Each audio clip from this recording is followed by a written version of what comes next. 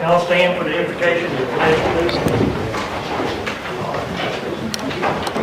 Lord, we thank you for this day you've made, Father. We thank you for this council who is willing to serve, come up every month and sometimes twice a month to make the town of Clifton Forge a better place. And we pray that we represent Clifton Forge the way it should be represented. Father, I thank you for everybody in the audience tonight, Father, that they get their message across and everything is said in kindness and love. And we just thank you, Father, for this big gathering of people here tonight that's interested in Clifton Forge. In Jesus' name, amen. Amen. Amen.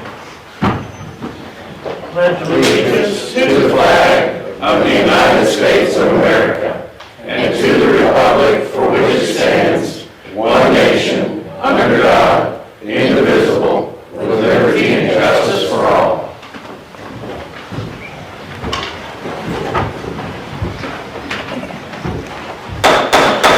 I call the Clifton Forge Town Council meeting for Tuesday, February 11th, 2025 to order.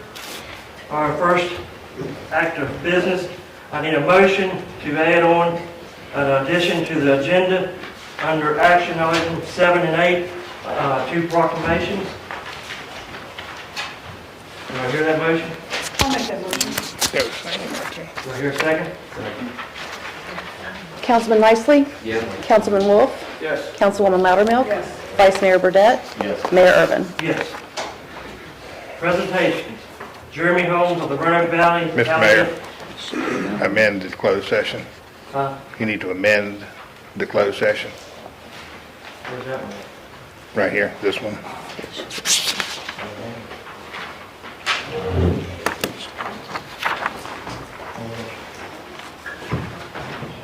This.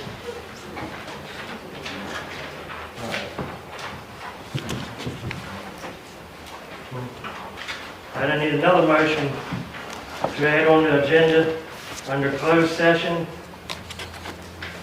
adding personnel discussion. Right here, a motion. I'll make a motion that we add personnel to the closed session agenda. I'll second. Councilman Nicely? Yes. Councilman Wolf? Yes. Councilwoman Loudermilk? Yes. Vice Mayor Burdette? Yes. Mayor Irvin? Yes. We need to Sorry close about that that. door so everybody can see. Now we go to presentation. Jeremy Holmes, the Roanoke Valley Allegheny Regional Commission.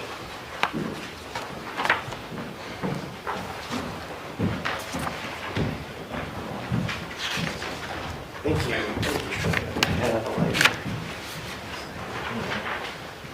I'll stand over here by the laptop. Thank you for having me tonight. This is the annual presentation that the Regional Commission tries to give to all of our member localities, just to give you an update on some of the activities that we've undertaken in the past year on behalf of the town of Clifton Forge and our other member governments. The goal is to show you a little bit, we're going to highlight just a couple of projects that we worked on specifically with the town, but focused on showing off the breadth of the work that we do at the Regional Commission, some of the kinds of projects that you can tap into as we look at our work program development for the coming year. So I always like to start with sort of a bit of a refresher for those who don't know what the Regional Commission is, and there's a big audience here tonight, so this might be an opportunity for some folks to learn the work that we do on behalf of the town and the Highlands in general. The Regional Commission is one of 21 planning districts charged by the state to help our member governments address issues of greater than local significance. That's pretty much the language in the code.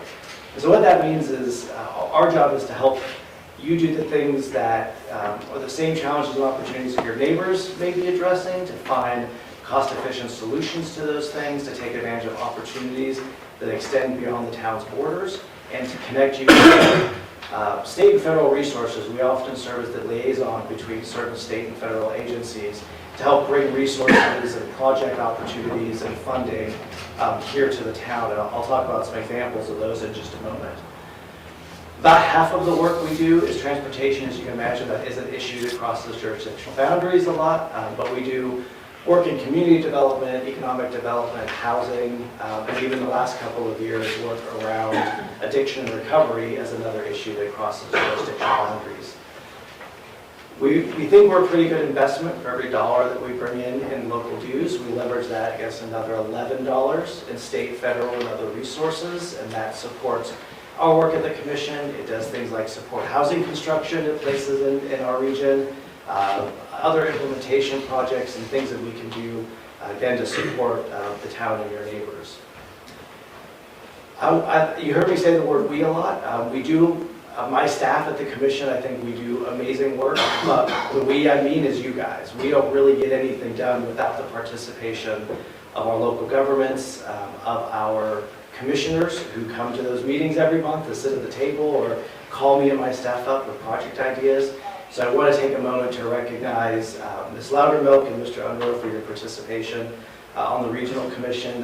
Ms. Loudermilk has been participating on our legislative committee, helping us do work in Richmond to help bring more resources and attention to the challenges here. So without your participation, we would know less what you need and what the kinds of projects that we need to do in the town of Clifton Forge and in the Highlands.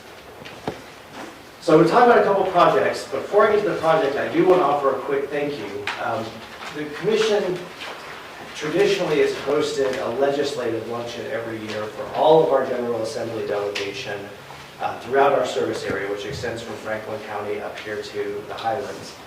We've often held that in Roanoke, but our legislative committee last year decided to do a focused luncheon here in the Highlands, just to focus on kind of the rural needs in the Highlands and Craigin and Botetourt, our Appalachian Regional Commission communities. We reached out to Delegate Austin. He asked for it to be held at the Masonic Theater, so we're really happy to work with Teresa Hammond there and Mr. Unruh on getting that organized and scheduled for hosting it here in Clifton Forge. It was a really great opportunity for the Highlands communities in Craig and Botetourt to show off everything that's going well, but also to talk about your needs. We know it's a very different place in Richmond now, and we've lost a lot of influence, anything that's not Northern Virginia, and so engaging with our elected representatives is more important than ever, and we appreciate your hosting us here and also your participation and meeting with the delegate and talking about your needs. So we're excited to continue that and to continue to make the case for rural Virginia to get the resources and policies that we need to be successful in our part of the state. So in terms of some projects that have recently wrapped up, that have some things the town can participate in. The first is our electric vehicle infrastructure plan, and this is really an effort to complement some work that VDOT did looking at statewide infrastructure for the growing electric and hybrid electrical vehicle market. What VDOT did was look pretty much along the 81 and 64 corridor for what kind of needs to be there so that these cars have a place to charge. What we wanted to make sure was that our small towns and rural communities in our service area didn't miss out on the opportunity to potentially meet that market. And very specifically, what we're looking at is, unlike going to a gas pump, which takes a minute or two, if you need to charge up a vehicle, you're probably waiting for 10, 20, 30 minutes. And that's really an opportunity to capitalize on visitation, on getting people into shop, to use your restaurants, because they're going to be waiting a little while anyways, and this is a great opportunity to encourage them to come visit places that they wouldn't have otherwise maybe looked at visiting. So what this plan does, and this is available now, it's available for use immediately. This looks at like recommended land use policies, information about how to make sure the grid is prepared to support charging infrastructure, the kinds of technology that are out there and where that market is going, and has some information on priority areas where our localities may want to look at doing this. And the goal is, this provides tools that allow you to do what makes sense for you. If you don't want the stations here, you don't have to. But if you want them here, or you want them here in a certain way, this provides some information for your staff to kind of know about what you need to do to prepare, and potentially funding. How do you actually get these things funded and built? Ultimately, what we want to make sure when someone pulls up on the Tesla app, and they want to see where they need to pull over, we want Clifton Forge to pop up on that app so that they pull here and not just to a Sheetz, at an exit. So That is out there now. If you're interested in looking more at this, please reach out to me and our staff. We'll probably have the official kind of announcement of this next month or our April commission meeting. Another effort, I wanted to highlight this just to show our engagement with federal agencies. You're probably very well aware that one of the things that we undertook last year was assisting the town on the development update of your comprehensive plan. Many of you worked with Brian Hill and Allison Cincinnati on our staff to pull those meetings together, get public input, do the writing and development of the plan. The resources that we get to do this kind of work comes from our partnership with the Appalachian Regional Commission. So they give us some funds to work on behalf of our ARC communities, which includes Clifton Forge, Allegheny County, Covington, Craig, and Botetourt. So these are funds that we can use to do any kind of work on your behalf.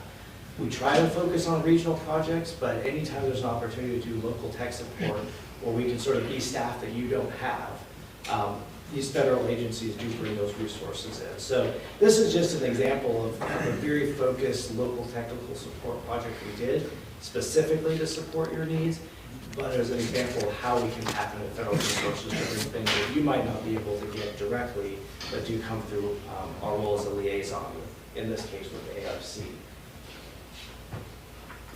And finally, I want to highlight the Ready Appalachia grant writing program. You might remember, I think I spoke with you a little bit last year about this when this first launched.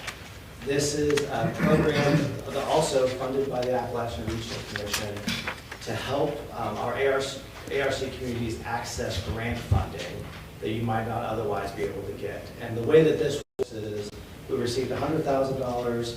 We hired 5 on-call professional grant writers. So these are people who know federal and state and other sorts of grants. And we provide them for free. You just have to let us know what kind of projects and grant opportunities you're looking at, and we can plug you into those folks, and they'll do all the work.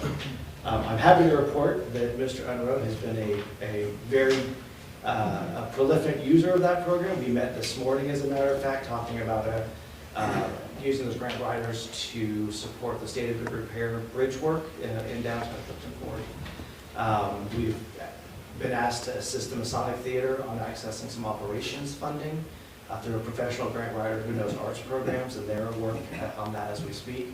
We've done additional work in the Highlands around funding and research on the pad site and some water infrastructure for the county as well.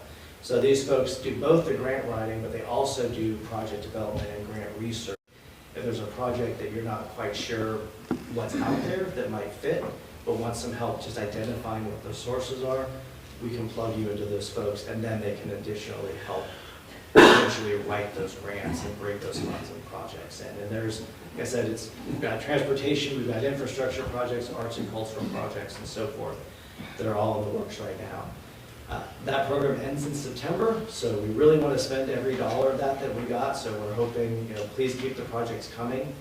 And I don't want to miss out what I mentioned about the Masonic Theater. If you have nonprofits or folks that you want to approve that for their use, they can tap into these resources as well. So it's not just necessarily town projects, but if there are partners that could be benefited from this, you can certainly bring those my way. We can see where they can fit into this effort. So this is available again right now through September. About halfway done with it, and want to get as many projects as possible. Another example of our role as sort of the direct liaison with Appalachian Regional Commission. I could spend the whole night talking about projects, so I just want to highlight those 3 to show some different areas where we provide support. I have provided support in the past year. Some things that are in the works that you will probably participate in. We are about to launch the regional water supply plan. That is a DEQ required effort, and we're going to be the lead on that on behalf of our member governments. We're going to be beginning some data collection work on that process between now and June, and then over the next couple of years we'll be getting additional funding to lead that. We're actually leading 2 projects. We're leading a project up here in the Highlands, and then the rest of the Roanoke Valley of Bedford, we're also working on a project. So 2 different water supply projects that we will be leading. In this case, we'll also be working very closely with Central Shenandoah because your water supply goes through both us and Central Shenandoah, so they'll be participating in that as well. We're about halfway through the disaster mitigation plan. Some of you may have been participating or will soon be asked to participate in some parts of this planning effort. This is another example of our role as a liaison. In this case, we work both with the Virginia Department of Emergency Management as well as FEMA on this project. We're the lead on it. It is a required plan that needs to be in place before communities can access any disaster-related funding, either pre-disaster mitigation, things like flood control, generator hookup, there's all kinds of things that fall into that, or post-disaster recovery funds. This plan needs to be in place. I always cite several years ago, Lynchburg, a tornado that hit a part of Lynchburg caused some significant destruction. They had let their plan lapse, and so they could not get any FEMA funding to address the impacts of that tornado. So this is a really important thing to get in place. We're about halfway done. I believe we expect to have this wrapped up in October. Again, if you haven't heard from us, you probably will soon on some of what the town may be looking at in terms of potential natural disasters. Last thing I'll highlight, our comprehensive economic development strategy. This is our partnership with the federal EDA, Economic Development Administration, and this is a way to potentially bring dollars into things like industrial site development, workforce training, talent development. We're trying to get some housing as part of this. That's a critical thing for economic development. People need jobs, they need someplace to live before they can get to those jobs. This plan is one of those other things that before you can receive federal funding, you need to have this plan in place and often have projects listed in this plan before, not just EDA, but folks like USDA also use this as a funding decision. Every 5 years, we sort of strip it down and rebuild it from the ground up based on what you need. And we are in the process of doing that now. The plan will be done in June. And we're going to be focusing on the project prioritization. It's like, what are the really key things that the town of Clifton Forge feels you need to be successful? Are there redevelopment projects? Are there job creation projects? Cultural institutions and amenities? And how do we prioritize that, or identify funding opportunities in this so that the commission can do a better job of kind of proactively identifying ways to get these things built and actually get them on the ground and just out of the pages of the plan. So this is another thing we do on your behalf on a big regional level, and you'll see more about this in the coming months. So I appreciate your time. I didn't want to go too in depth. I just wanted to kind of try to find 50,000 foot view of some of the stuff the commission is doing right now, and some stuff that you can expect to come down the line. Again, we appreciate the opportunity to work with you. If you have any questions, I'm happy to answer those now about any of these projects or anything else that you might want to know about the commission. But I just appreciate the opportunity to take some time this evening and go over this information with you. Yes? I don't know if I quite understood. You said we lost something to Northern Virginia? So the last round of redistricting, a lot of Southwest Virginia, the districts grew larger and we lost elected representatives, and a lot of those folks went to Northern Virginia where the population got denser, so they drew smaller districts and there's more people up there. So a lot of the kind of electoral power in the state went up to the Northern Virginia area. And about a third of the General Assembly turned over, and a lot of those new folks who don't know what they're doing yet are also from sort of Northern Virginia and North. So there's a real kind of power shift in the generals in Richmond, the area, and that's why we do things like engaging more closely with Delegate Austin and Senator Head and our elected representatives, just to remind them, there's still really critical needs here, and we really still need their help in Richmond, and it's a bigger fight for them now after those elections last year. Thank you. I try not to get into politics, but we're kind of being forced to get into politics, unfortunately. Yeah. Jeremy, I don't have a question, but more of a comment and a thank you. I want to thank you publicly for all the tremendous amount of support and knowledge that the commission provides to the town. You make it possible for us to pull off some projects and things that we couldn't do without your help. And one of them you briefly touched on is we're working really closely with one of the grant writers for the State of Good Repair funds through VDOT for the replacement of the Ridgeway Street Bridge, the bridge that goes beside the Five Sides building and in front of the Allegheny building. We're working on that now. In reality, it's going to take several months to get that through the process, so we're hoping to look at sometime 2026 or early 2027 for the replacement of that bridge. And we obviously couldn't really navigate that efficiently without the knowledge of Tracy, the grant writer, and her help. And then you also mentioned the EV charging stations, and I'm sure you remember, but back last summer you worked with Josh Taylor at the Chamber of Commerce and Tourism when he went through the Virginia Rural Leadership Institute, and he was able to secure 2 EV charging stations for Clifton Forge and 2 for the city of Covington. And the boxes you walked by downstairs in the hallway is our first EV charging station. It's a 2-station charger. It will be put in the parking lot here at Town Hall. The representatives from Virginia Clean Cities came by, and we took them to several locations around town, and they picked what they thought would be the best, most efficient sites for town, and one of them's on each end of our business district. So we're working with a local contractor now, and the weather's been hampering, but we'll get that installed probably by April. So we did take advantage of that also, and thank you and Josh for doing that for both localities. Absolutely. Yeah, I don't want a professional grant writer.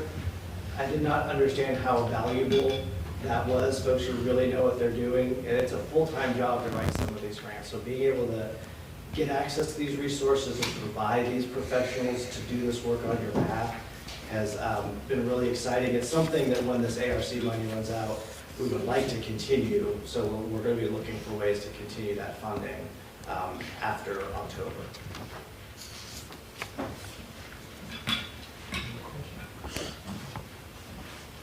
Thank you. Thank you very much for having me. I appreciate it. Thank you. Thank you. Our next presentation is Clifton Forge Main Street. We'll present awards to 2 new businesses in downtown Clifton Forge.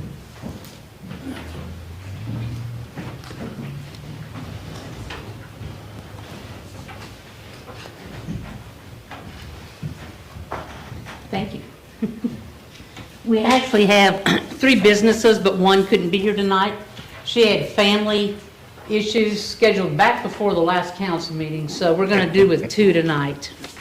But I'd like to, on behalf of the Clifton Forge Main Street, recognize the newest businesses that we've had come to town in 2024. I took notes here. Would our new business owners please step forward? Betsy and Keith and Celeste, come on up. Mr. Betsy, you can come up too.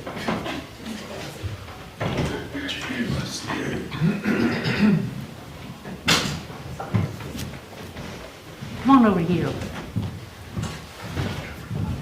In front of everybody, in front of God and everybody.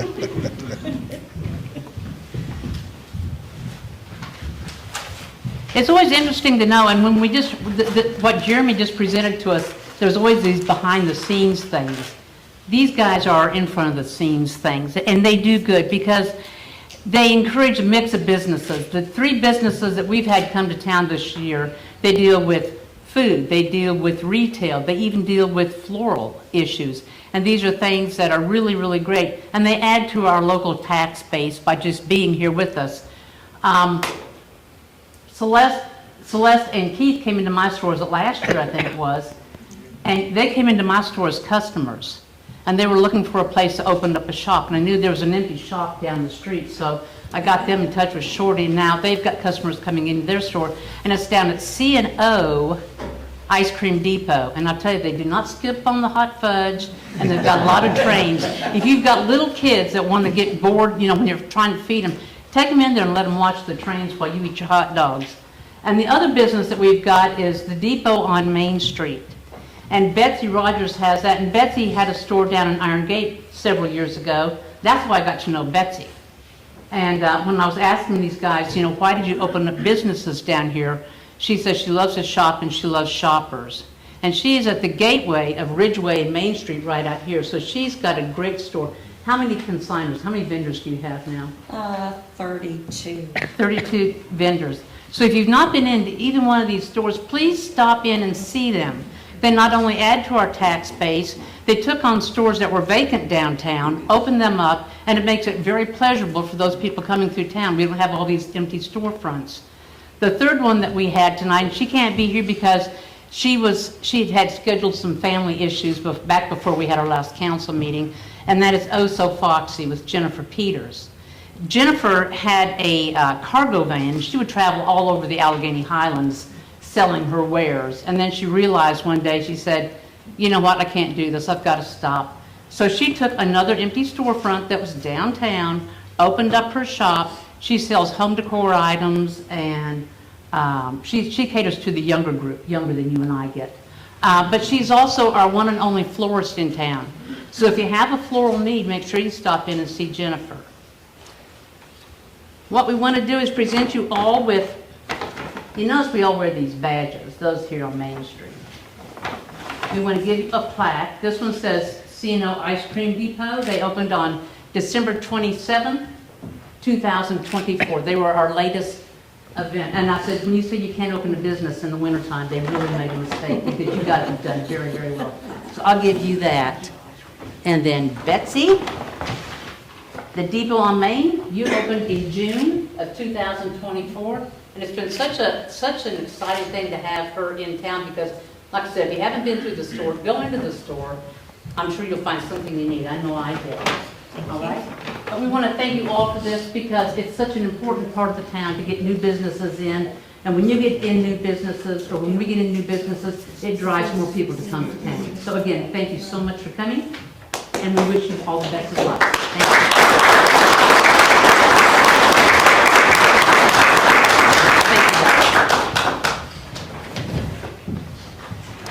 All right, we'll move on to the consent agenda.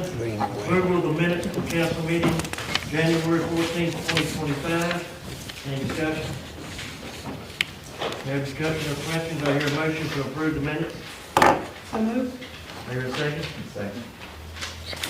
Councilman Nicely, Yes. Councilman Wolf, Yes. Councilwoman Loudermilk, Yes. Vice Mayor Burdette, Yes. Mayor Urban. Yes.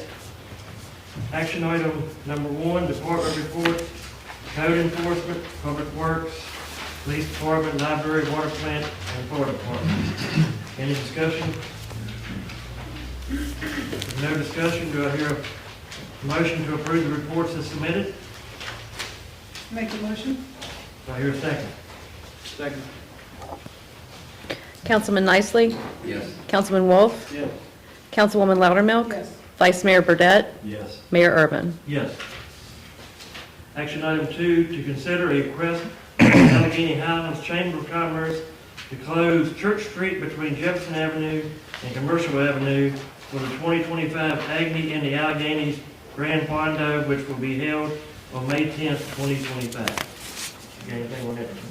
It, basically, the letter says exactly what you just said. It says, wanted to send over a request for town council to close Church Street between Jefferson and Commercial for the 2025 Agni in the Alleghenies Grand Fondo. This year, the event will be held on Saturday, May the 10th, and if you could pass this request along to all parties involved, and that would be council, public works, police department, and we'll take care of that. Thanks for all that you do. And it's signed Michaela Nobles, Events and Special Projects Coordinator, Allegheny Highlands Chamber of Commerce and Tourism.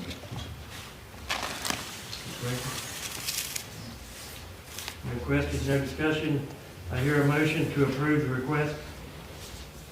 Motion to approve the request. Do we hear a second? Second. Councilman Nicely, Yes. Councilman Wolf, Yes. Councilwoman Loudermilk, Yes. Vice Mayor Burdette, Yes. Mayor Urban. Yes. Action item 3, to consider a request from the Clifton Forge Shrine Club to hold a car and craft show on May 17th, 2025, between the hours of 8 a.m. and 6 p.m. This event will require the closure of Church Street between Jefferson and Commercial Avenues. The Clifton Forge Shrine Club also requests a beer garden for Jack Mason's Tavern to use during the event and offer vehicle owners the opportunity to participate in a parade of cars, etc., down East Ridgeway and Main Street. I have a letter from Jeff Persinger, board member, Clifton Forge Shrine Club, and he titled it Clifton Forge Old Forge Days Car and Craft Show, sponsored by the Clifton Forge Shrine Club. The Clifton Forge Shrine Club is seeking approval from the town of Clifton Forge to hold a car and craft show on May 17, 2025, between the hours of 8 a.m. and 6 p.m. This event would require the closure of Church Street between Jefferson and Commercial Avenues. We are planning on allocating spaces for approximately 100 to 150 collector-type cars, along with spaces for vendors. While the main focus of this event is to allow auto enthusiasts to display their vehicles, we also want to take the opportunity to highlight Clifton Forge's local vendors, downtown businesses, and venues. We will be contacting the Clifton Forge School of the Arts, the Masonic Theater, and the C&O Railway Heritage Center regarding each location being open for tours and demonstrations. Our goal is to have the show participants and attendees visit these facilities along with the businesses downtown as a way to demonstrate what Clifton Forge has to offer. We would also like to have permission to have a beer garden for Jack Mason's Tavern to use during the event. We are planning on performing opening ceremonies along with entertainment at the amphitheater, and upon conclusion of the show at 6 p.m., we would like to offer the vehicle owners the opportunity to participate in a parade of cars along with local first responders and civic clubs down East Ridgeway Street and Main Street. We look forward to working with the town, local businesses, and vendors, and our arts and crafts institutions to show what a wonderful and vibrant place Clifton Forge is to many people. And again, it's signed Jeff Persinger, board member, Clifton Forge Shrine Club. I have one question, it's technical. Under the beer garden, is that, will we have to do two motions or just it falls under the same thing? You can make one motion provided that it's clear what you're making a approval or disapproval of. Okay, thank you. I'm Susan Hutchison, one of the members of Clifton Forge Main Street. We've had the triathlon scheduled since end of December 2024 for May 17th. The finish line is at the amphitheater on Church Street. We have been in contact with the local law enforcement to close that street and provide more law enforcement security for the triathlon. I've been in contact with Wendy Hudler about using the underground for the beer and restroom facilities, as well as the amphitheater for our lunch and awards. I was made aware of this Shrine Club car thing, which is a great event, I'm sure. But then I was also, she called me back and said she thought they had withdrawn the request because of the triathlon. So I don't know if that's... What I think the thing to do, Mr. Mayor, would be to table this action until we can have further contact with the Shrine Club. I'm sure the Shrine Club will be more than amiable to work I with. could drop the name who contacted me, but I'd rather not. But she did speak with someone with the Shrine Club who is high up in the Shrine Club and said they had withdrawn their request due to a conflict. They had notified us. I just want to be aware because we need to make arrangements if we have to change our finish line. I've already got the timers lined up and the registrations are out there, so I just want to be heard on behalf of Clifton Forge Main Street. Again, I would recommend tabling this issue and Table to March 11th, the next meeting? yeah. We have not been notified by anybody from the Shrine Club to withdraw this request. I apologize for that confusion. Apologize to Clifton Forge Main Street for that confusion, but I will be in touch with the Shrine Club tomorrow. I'll make a motion that we table it to March 11th. And I have the emails from my contacts today. You need to see. I Thank second you. the motion. Councilman Nicely, Yes. Councilman Wolf, Yes. Councilwoman Loudermilk, Yes. Vice Mayor Burdette, Yes. Mayor Irvin. Yes. Action item 4, Clifton Forge Main Street request a parade permit Monday, March 17th for the shortest St. Patrick's Day parade. This includes the closure of Church Street between Clifton Forge School of the Arts and the back parking lot of HMT from 4:30 until approximately 5:15. Any discussion? If none, do I hear a motion to approve the request? Make a motion to approve that request. I hear a second. Second. Councilman Nicely, Yes. Councilman Wolf, Yes. Councilwoman Loudermilk, Yes. Vice Mayor Burdette, Yes. Mayor Irvin. Yes. Action item 5, street closure request from the Allegheny Highlands Community Service Board. Request closure of Church Street between Jefferson Avenue and Commercial Avenue on March 29th, 2025, from 6 a.m. to 5 p.m. to help the Allegheny Highlands Community Service Board host a development service awareness festival in collaboration with the town of Clifton Forge. Any discussion? If none, do I hear a motion to approve the request? So moved. Do I hear a second? Second. Councilman Nicely, Yes. Councilman Wolf, Yes. Councilwoman Loudermilk, Yes. Vice Mayor Burdette, Yes. Mayor Irvin. Yes. We closing every street in town. The same one over and over. Popular spot. Action item 6, to consider an appointment to the Economic Development Authority to fill a vacant seat of Roy Wright. You had 2 letters. I think you all have received those letters. 2 letters of interest.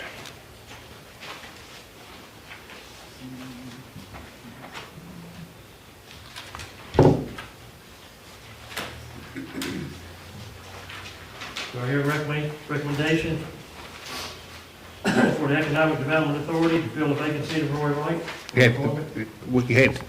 Let me back up. You had 2 interested parties. One was a Mr. Terry Paxton, and the other was Mrs. Pamela Lightfoot.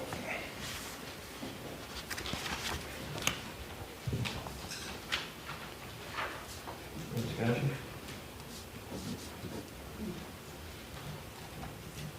Your name?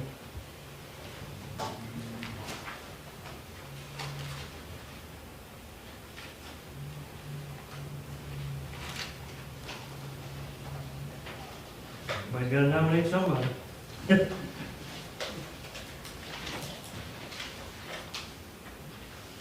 Mr. Mayor, you can defer, you can also decide to do interviews with the individuals if you choose. Just wanted to make sure council was aware of all the options it has.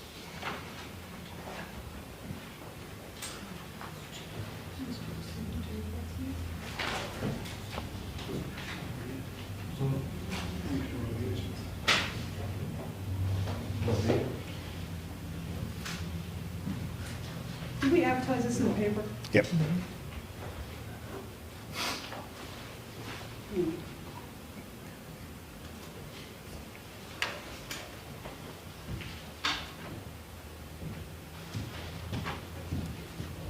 Councilman Hill, I need a motion somewhere.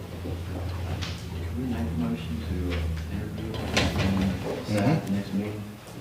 Yep, that would be perfectly appropriate. I'll make a motion that we interview 2 people interested and make our decision at the next meeting. I'll second that motion. Councilman Nicely, Yes. Councilman Wolf, Yes. Councilwoman Loudermilk, Yes. Vice Mayor Burdette, Yes. Mayor Irvin. No.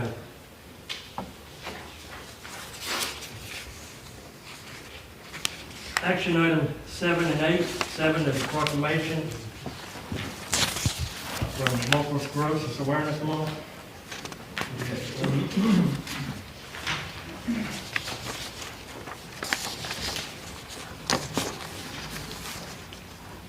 Proclamation, Multiple Sclerosis Awareness Month. Whereas to help the people with the disease, as well as those who have a loved one with MS, the Multiple Sclerosis Alliance of Virginia and a number of other organizations have named March Multiple Sclerosis Awareness Month. And whereas multiple sclerosis, MS, is a chronic, often disabling disease of the central nervous system that affects thousands worldwide, and whereas most people with multiple sclerosis are diagnosed between the ages of 15 and 50, but the unpredictable physical and emotional effects can be lifelong. The progress, severity, and specific symptoms of MS in any one person cannot yet be predicted, but advances in research and treatment are giving hope to those affected by the disease. And whereas studies show that early and ongoing treatment with an FDA-approved therapy can reduce future disease activity and improve the quality of life for many people with MS. And whereas multiple sclerosis is a disease that not only affects the person with the condition, but also greatly impacts family, friends, and the community. And whereas the symptoms of MS may be mild, such as numbness in the limbs, or severe, such as paralysis or loss of vision, and whereas throughout March you may see orange ribbons adorned with a butterfly symbol. Orange is the official color for MS awareness, and the butterfly represents the shape commonly seen on a magnetic resonance imaging, MRI, scan of a brain of a person with MS. And whereas raising awareness by educating yourself and others is an important part of living with MS. The invisible symptoms of MS can have a significant impact on one's quality of life. Awareness can help people to better understand what it is like to live with multiple sclerosis. Our goal is to educate everyone in the community, and now, therefore, we do hereby recognize March 2025 as MS Awareness Month in the town of Clifton Forge, and we call this observance to the attention of all citizens. Proclaimed by, and it's a place on here for signatures from representatives of all 4 local governments.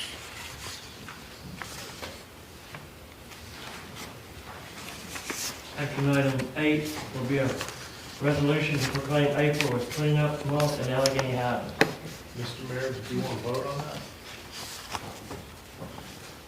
Do I hear a motion to approve the proclamation for Multiple Sclerosis Awareness Month? So moved. Do I hear a second? Second. Councilman Nicely, Yes. Councilman Wolf, Yes. Councilwoman Loudermilk, Yes. Vice Mayor Burdette, Yes. Mayor Urban. Yes. Now, resolution to proclaim April as cleanup month in Allegheny Heights. Resolution to proclaim April as Cleanup Month in the Allegheny Highlands. Whereas clean communities are a source of pride for the Allegheny Highlands, and whereas we believe in keeping our environment litter-free, and therefore it be it proclaimed that Allegheny County Board of Supervisors, Clifton Forge Town Council, Covington City Council, and Iron Gate Town Council designate April as Cleanup Month and support the Covington Women's Club of GFWC and the Allegheny Highlands Chamber of Commerce and Tourism in cleanup efforts. And furthermore, each citizen as is able is encouraged to clean up 1 bag of litter during the week of April 20th through 26th, 2025. Clubs, organizations, and businesses are encouraged to select a location for cleanup and to report the time and date to the Allegheny Highlands Chamber of Commerce. Proclaim this day, February 25th, 2025, by these representatives of members of the Allegheny County Board of Supervisors, Clifton Forge Town Council, Covington City Council, and Iron Gate Town Council. And I would just like to add that in observation and support of this, Clifton Forge Main Street and the Corridor Curb Appeal has scheduled our spring cleanup day for the Saturday after Easter. So that would be the Saturday after Earth Day. 29th. I think it's April the 29th. Everybody meets at Town Hall at 9, 8, and we're dispersed from here to different areas in town. Chuck, excuse me, I think we did move that to 9 last year, because Boys Home and Boy Scouts controlling it. 9, I think it's 9. Do I hear a motion to approve the resolution? Proclaim April as cleanup month in Allegheny Heights? So moved. Do I hear a second? Councilman Nicely, Yes. Councilman Wolf, Yes. Councilwoman Loudermilk, Vice Mayor Burdette, Yes. Mayor Irvin. Yes. Update from the Parks and Trails Committee.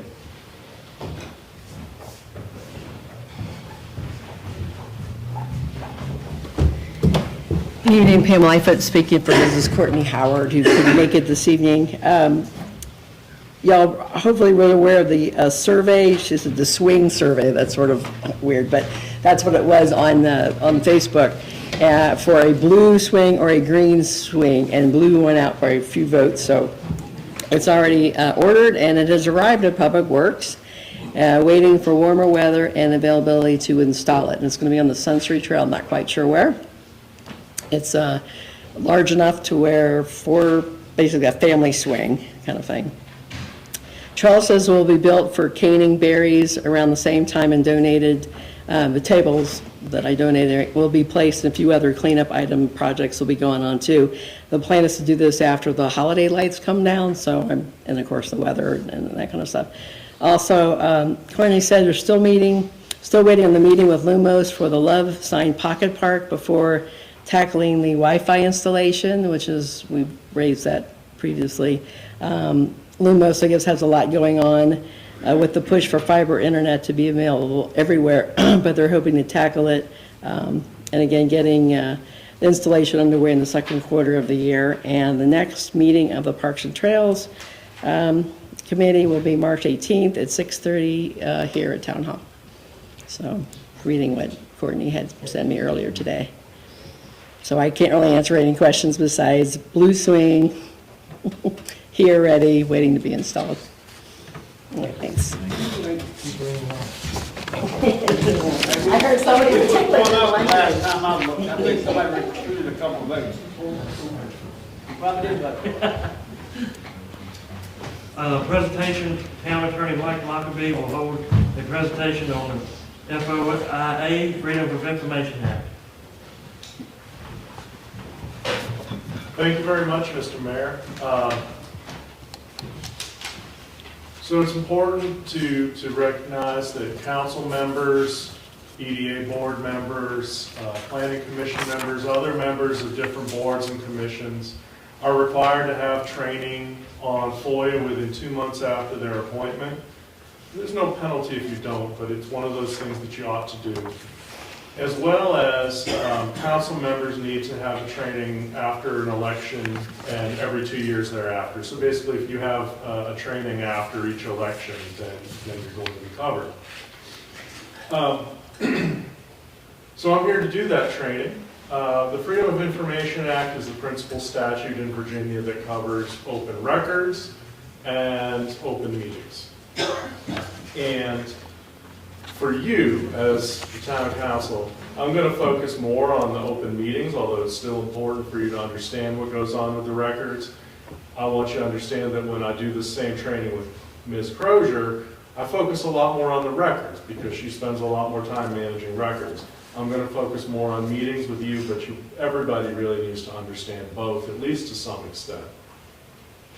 I'm also going to touch a little bit here and there on what's called the Public Records Act, which is a statute that governs how and when you have to keep documents and when you have to destroy documents. And we can go through that in great detail if you want to, but I'm not going to do that tonight. The other two things that you have to worry about are the First Amendment. I'm going to touch on the First Amendment, people's right to speak and when and how. I'm also going to touch on the Americans with Disabilities Act because that can also touch on things related to public meetings. So I'm going to start off with the records so that we can get that sort of out of the way first. A public record is anything in a tangible medium that relates to the transaction of public business. So when I say in a tangible medium, I mean something written down on paper, obviously. It can be an electronic document, so it can be an email, it can be a Word document, an Excel spreadsheet, a PDF. It includes drafts.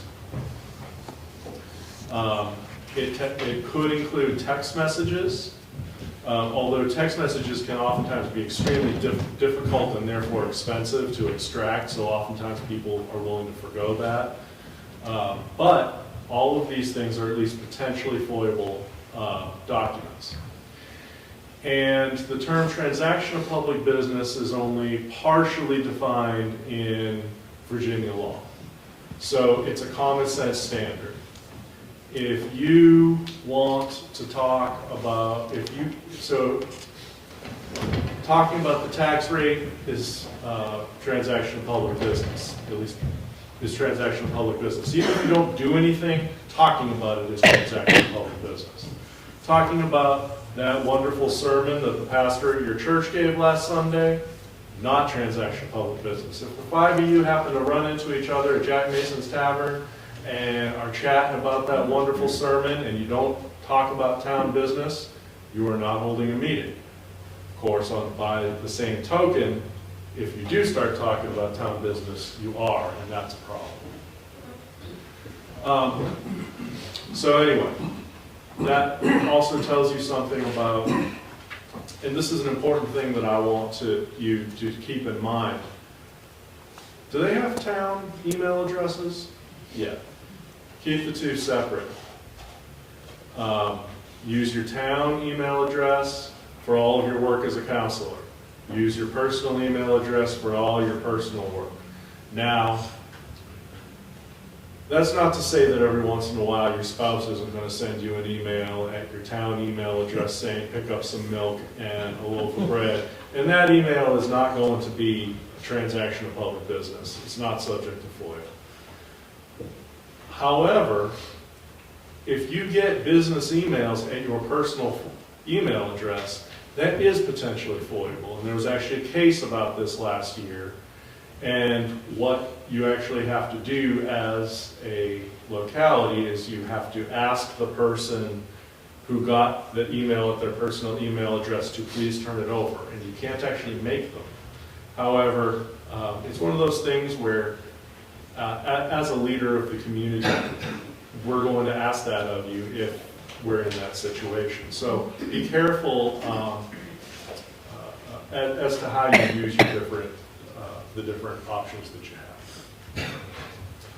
Now, a FOIA request is any time that someone asks a government official for a public record. They don't have to use the word FOIA. They don't have to put it in writing. It's oftentimes better if you can get them to put it in writing. And I have the example, and this happened to me, it's almost 15 years ago now, but this was in a county in central Virginia, and the clerk to the Board of Supervisors, their equivalent of Kyla, took a FOIA request and took it by telephone and wrote it down. They didn't get it exactly right. So they went and they searched, and they got 250 pages of documents that they thought this person wanted. And then they sent the 250 pages in documents to this person, along with a bill for $200 for having searched for those documents because they were awfully hard to find. This person was in fact only asking for 2 documents, which were a total of 12 pages long, and they were not thrilled about the bill. So oftentimes if you can have a good communication with that person and get them to put in writing exactly what they want, it's going to eliminate confusion, and it's going to eliminate recriminations later. In that particular situation, 2 of the 7 supervisors wound up involved in trying to mediate between people. It was a disaster. If we had just had it in writing, never would have had that problem. Mike, can I ask you a question on that very specific topic? Uh-huh. And this happened here about a month ago. Okay. So you do get it in writing. Mm-hmm. And once you read the written request, yes, you know that it is going to be a much, much bigger document and much more involved than this person is probably actually interested in. Are we responsible to go back to that person and ask for them to clarify their request, or do we just honor their request as written?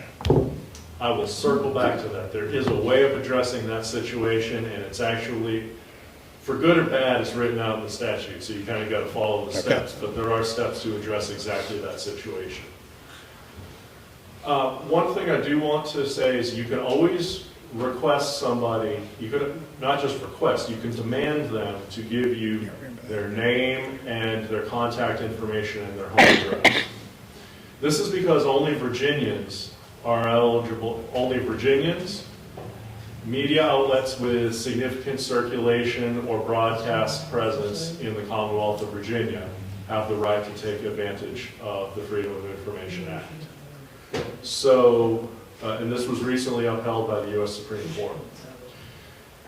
That's not to, so if somebody who's a data aggregator out in Oregon asks us a FOIA request, we may very well tell them to go fly a kite. However, that doesn't mean that you don't want to use a little bit of common sense. If, say, the Timmons Group asks us for some information about with engineering firm, let's say that somebody out of the Greensboro office asks us for some documents, which actually happens, right? Business considering locating here in Clifton Forge, they want some documents about the background, the environmental background of the site. We could tell them no, because they're not from Virginia. On the other hand, Timmons also has an office in Richmond, which means that somebody from their Richmond office is going to send you an email 10 minutes later, and they're going to be annoyed with you. So sometimes you want to use a little bit of common sense on these things.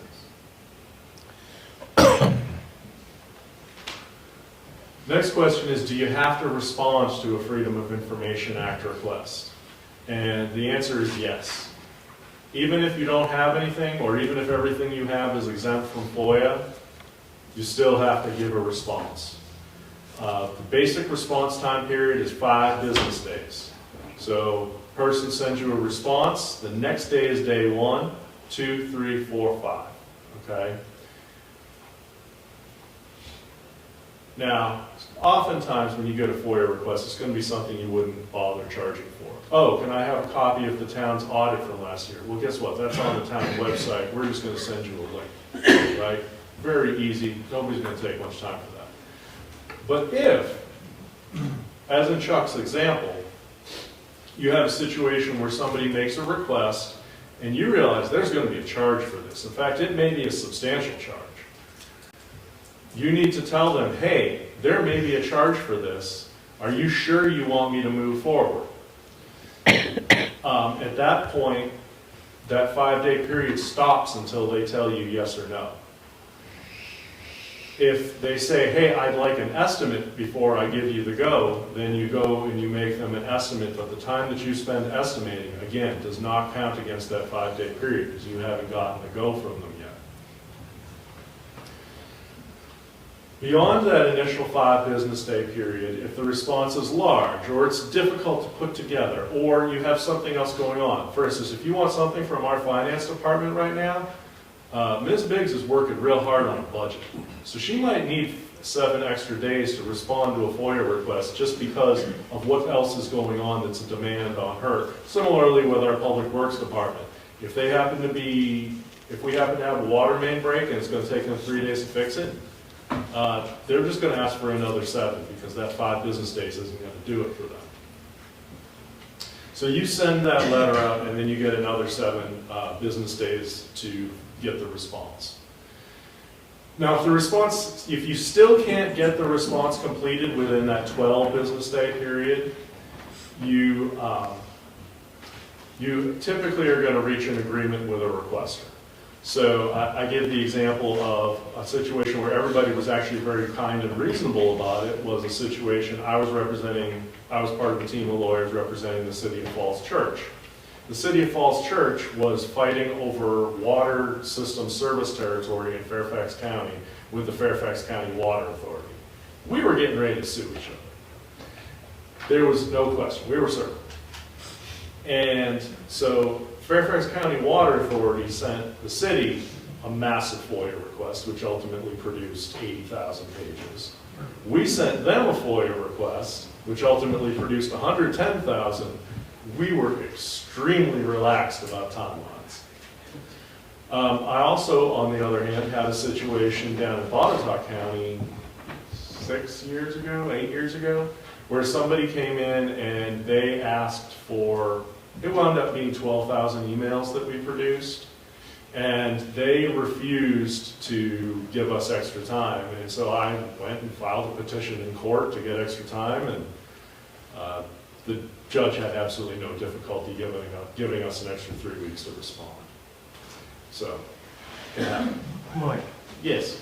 if, just say Jenny comes to me on the street and says, I'm the Freedom of Information Act, I want to know your text of December 10th or whatever. Does she come to, do we have to give that, or does she have to come to? Well, I'm going to get to more on the details of that. She can come to you. However, the very first thing that you're going to want to do is get that off your desk and onto the desk of the Freedom of Information Compliance Officer. So I'm going to go over to that and just cover that and then circle back. So the citizen asks you for that document. What are you going to do first? Obviously, if it's Jenny, you're probably going to say, Jenny, can you just put that into an email and send it to Kyle? And that's what's actually going to happen. Sometimes people aren't going to be willing to do that. Sometimes you're going to get it and you won't be able to talk to them directly or whatever else. You, as a town councilor, will get it off of your desk. You want to say, put it into an email. This is what it is. Kyle, this is what it is that I got a FOIA request about. This is who it's from. Can you please take care of this? What she's going to do is she's going to calendar that. So make sure that the 5 business days are figured out. If it's going to be a charge, or if it's unclear what the person wants, she's going to call them up and chat with them and figure that out. Hopefully they're nice to her, because they should be. She's then going to act as the liaison with whatever town staff member happens to actually have the documents in order to pull those together. If there's any funny issues of legal interpretation, she might give me a call. And she's finally going to send out the response to the requester. So the short answer is, yes, somebody can ask you a FOIA request, but the very first thing you want to do as a town councilor is to get it off of your desk and onto Kyle's and Chuck's. Can I ask a question on that? About the FOIA, so if you're doing it by email, would there still be a charge? Because you were talking about printing things off, and if you're emailing, there is no print fee. It's straight through the internet. Well, I'm actually going to touch on that right here. I know it may surprise everyone to find out that the town does not actually have someone sitting around waiting to respond to FOIA requests. So what the General Assembly has recognized is that the town gets to charge for its actual cost of responding to a FOIA request. So if the estimated cost is going to be over $200, you can ask for a deposit up front before we start working on it. And as far as responding to it, printing charges for, if you ask for it on a memory stick, the $10 that it would be for that memory stick or whatever would be, maybe with inflation it's up to 20 now. I haven't bought a memory stick in a couple of years. However much it is that it's going to cost, you can charge that to them. Now, the difficult part, particularly in a situation where where somebody is asking for a lot of old documents, or a person is looking for a lot of documents that are difficult to find or that are difficult to pull out, is that you can charge that person for the time spent, and you charge them at the wage of that time, at the wage of the lowest paid person with your locality who could reasonably do that work. It appears as though there's going to be a bill that passes I believe it already has passed the General Assembly. It's going to go to the governor's desk. It's going to say that charge cannot be above the median wage of all of the employees of the locality. That looks like what it's going to be, but that could still be a fairly hefty sum of money if it, say, takes 10 hours to pull together those documents. And finally, if someone hasn't paid for a previous FOIA request for at least 30 days, you can thereafter refuse all future FOIA requests from them until they pay. I have a question. Yes, sir. What if someone on fixed income needs that FOIA, and they can't afford to pay that amount of money. That doesn't seem fair. You know what I'm saying? And we could have, I know that, I don't believe that currently the town has a policy of waiving FOIA requests, of waiving fees for FOIA requests. But if you wanted to have a policy of waiving those for people who could show hardship, then you could certainly have one. I know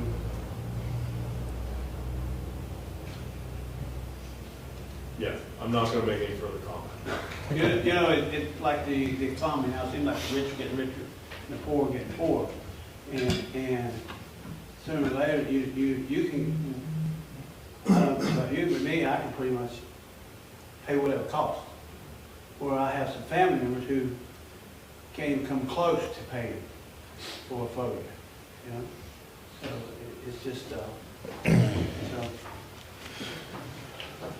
In my experience, unbalanced way of doing things, I think.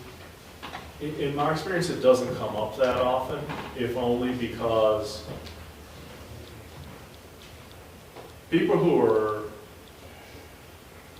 pardon me for stereotyping a little bit here, but people who are poor are oftentimes working too hard to be dreaming up things to make FOIA requests about.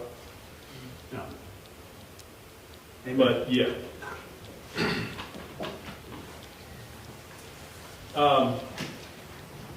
There are some documents that are really sensitive that are in the town's possession. I might have written a legal memorandum to Chuck or to council. You might have an appraisal of a property that the town is considering buying or selling. You might have things like that where you really need to keep it confidential. And there are some exemptions under FOIA for those documents. Now, before I get into that, I want you to understand that FOIA is liberally construed in favor of disclosure.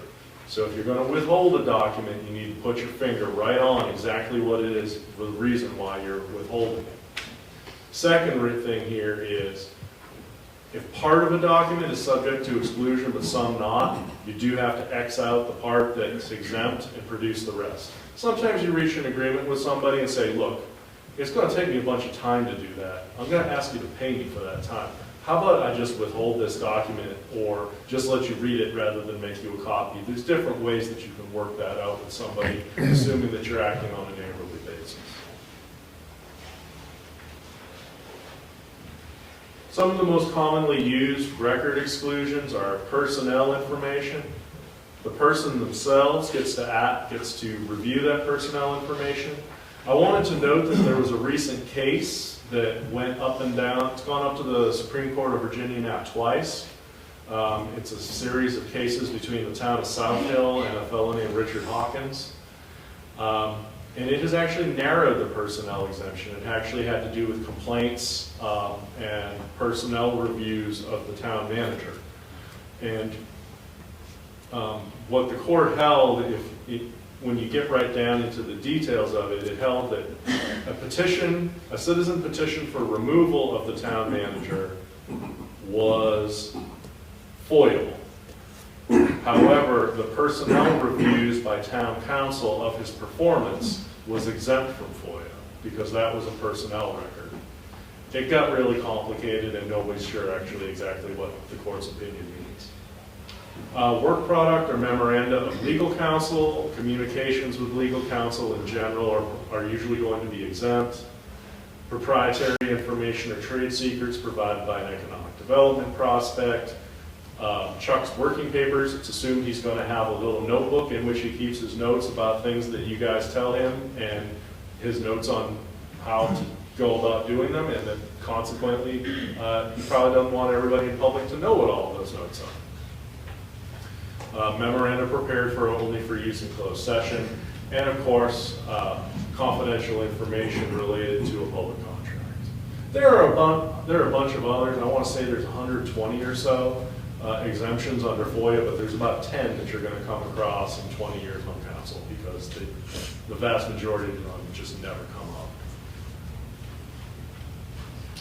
up. We already talked about the role of the FOIA officer.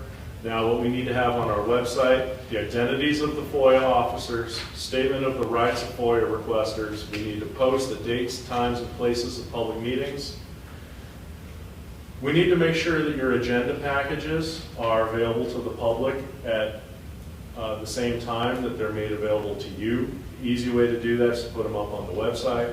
And finally, the minutes of meetings need to be posted on the website within 7 days after their approval by the council. Let's turn to the actually somewhat more interesting part. I'm sorry.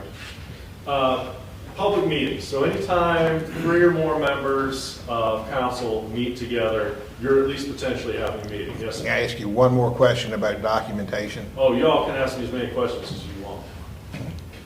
Isn't it correct that if the information that they have requested does not exist, we're not obligated to fabricate that or make that to give that to them?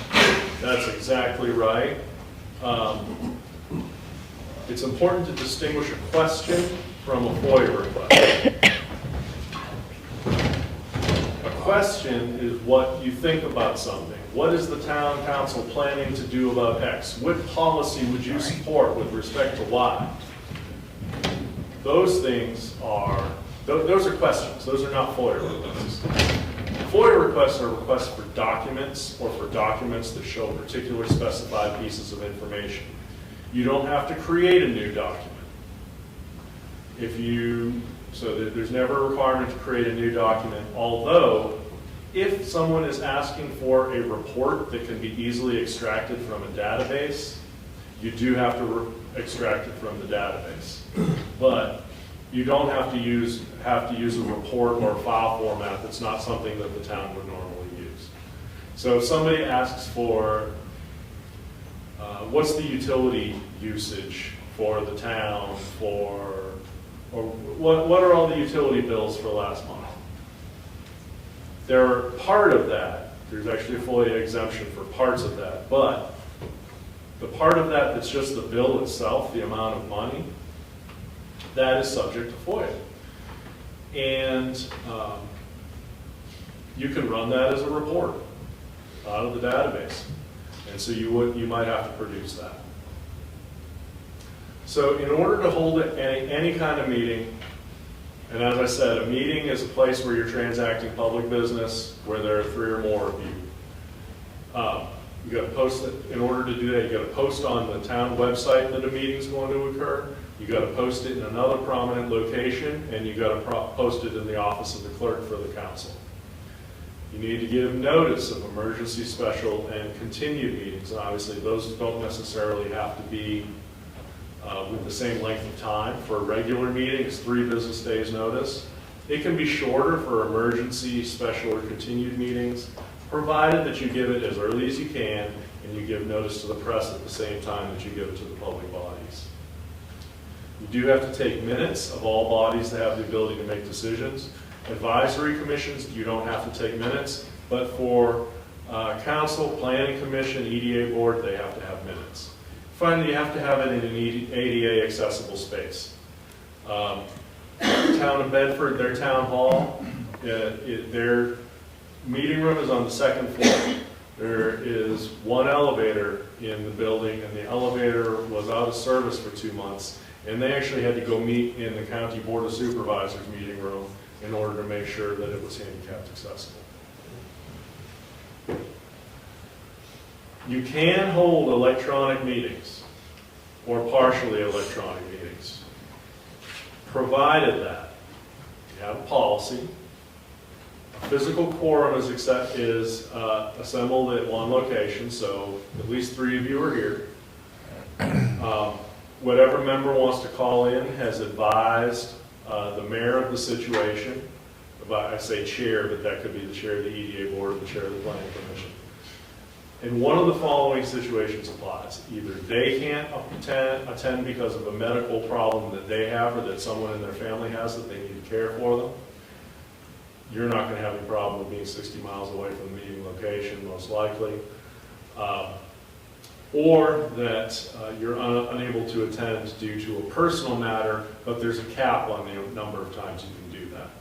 And then we have to have a vote to allow you to call in, although if the other council members don't want to allow it, they have to state on the record why it is that you didn't comply with the statute, so that you could challenge it down the road if you wanted to.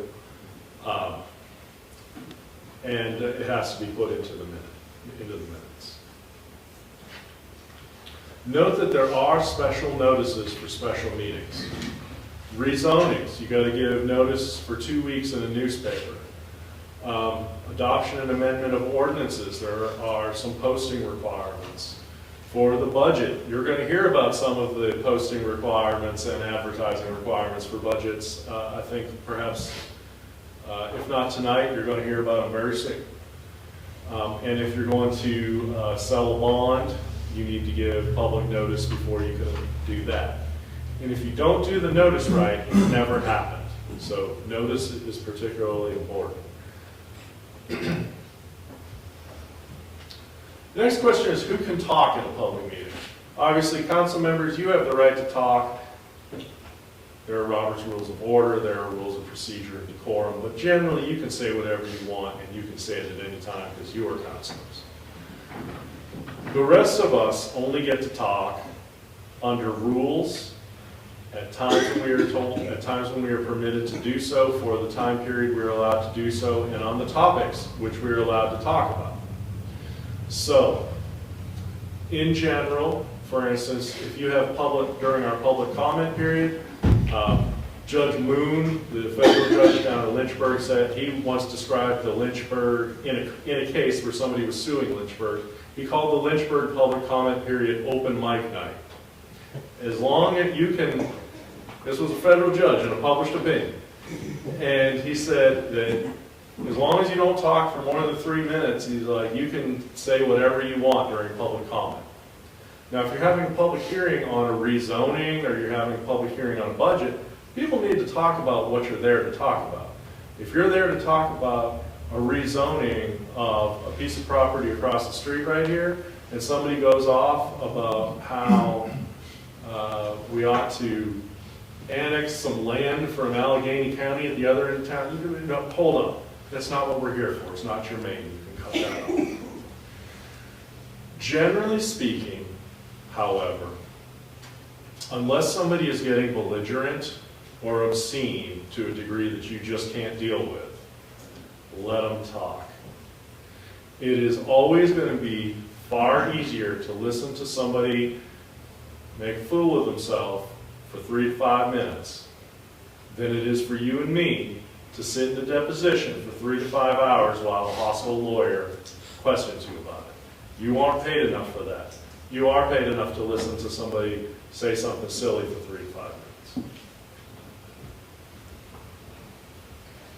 There are also closed sessions. In closed sessions, I suspect that the public doesn't necessarily believe this. Closed sessions tend to be unbelievably boring. I know that I have had council members who were gadflies in public, and they were public gadflies, sure that they were doing lots of secret business in closed session, and then they get elected to council and they find out that in fact we're spending a whole bunch of time back there talking about whether we take $72,000 or $68,000 as an offering price for a piece of property. They're actually not that interesting. However, that gives me an example of why we have closed sessions. The reason why we have closed sessions is because there are situations, and lots of situations, where the town manager himself or through his staff or the town attorney needs to do something or needs to negotiate about something. And it's a crucial part of your oversight responsibility as an elected official to provide us input on what you would like to see. And that property example is a perfect one. If you held in public a conversation advising Mr. Unroe about what you think you might pay for a piece of property that you were thinking of acquiring, guess what? That's exactly what you're going to get. And it's not good for the public to have that be too public, so to speak. It's important to note, however, you can't make any decisions in a closed session. No decisions can be made. Talk can be had. Lots of talk can be had if you want to. But no actual decision can be made. All actual decisions of council need to be held by a public vote during a public session. If anything gets out of closed session, is there a consequence for it? What can be done with it that we got out? So there are a couple of different approaches to that.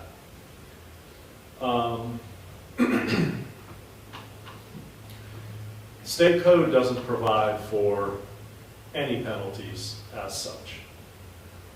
Now, there's going to be obvious penalties that are going to come back to you in that if you happen to be a person who goes and talks about stuff that happened in closed session, the other 4 members of council aren't going to trust you to tell you as much anymore. And that might make you worse at being a counselor. The ultimate sanction, however, is that in the Federal Fourth Circuit Court of Appeals has held that this is a right that every legislative body, and council is a legislative body, inherently has, is the ability to fine its members and otherwise punish them for violations of its rules. And one of those things that I have, very few things that I have ever seen a council or a board of supervisors actually vote to punish somebody for, was telling tales out of school out of a closed session. So, even that's exceedingly rare. I want to say I've seen it 3 times, maybe, in my whole career. But it's a thing that actually happens. It's probably the only thing I've ever seen them get angry enough to want to sanction another member for. Do you have to have that ordinance already on, having been approved before you can do that, or is that on a per-case basis? That is on a per-case basis. That issue was in the process of being litigated in Lynchburg when it was resolved last year or the year before. My reading of the court case from the federal court is that it's an inherent ability, that you don't have to have an ordinance in place. However, the penalty's probably got to be proportional. If somebody tells tales out of school from a closed session and council fines them $50,000, I bet your court's going to have some trouble with that. If they fine them $250, I bet your court's going to be okay with that. It's one government I know of, I'm going to mention the name, whatever, but when they go into closed session, every time they go in, they sign a confidentiality form. And I know some bodies that do that and some that don't. I'm certainly open to doing that here, particularly if there starts to be, frankly, if there starts to be a need for it. Sometimes economic development prospects will want that.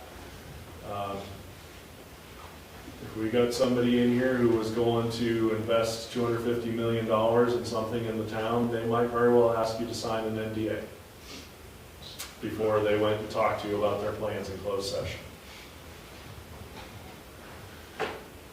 And that leads to the other thing of you need to certify every closed session. And you certify 2 things. Only the public business matters lawfully exempted from FOIA, and only the public business matters identified in the motion to convene the closed session were heard, discussed, or considered. And it is a roll call vote, and you are asked if you believe there was a departure from the FOIA rules to state yes or no at that time. And if you say no, you need to state what the violation was. So it's a very serious thing. You want to pay attention to it both when you're in the closed session and when you're coming up. Enforcement of FOIAs by a citizen lawsuit. I know that some people think that it should be done by, or that it is done by the Commonwealth's attorney. It's not. A citizen to enforce FOIA hires their own lawyer and sues the public body. Normally, What the judge is going to do is, if it's about documents, the judge is going to order you to give up the documents. If it's about a meeting violation or a closed session violation, judges tend to be more creative.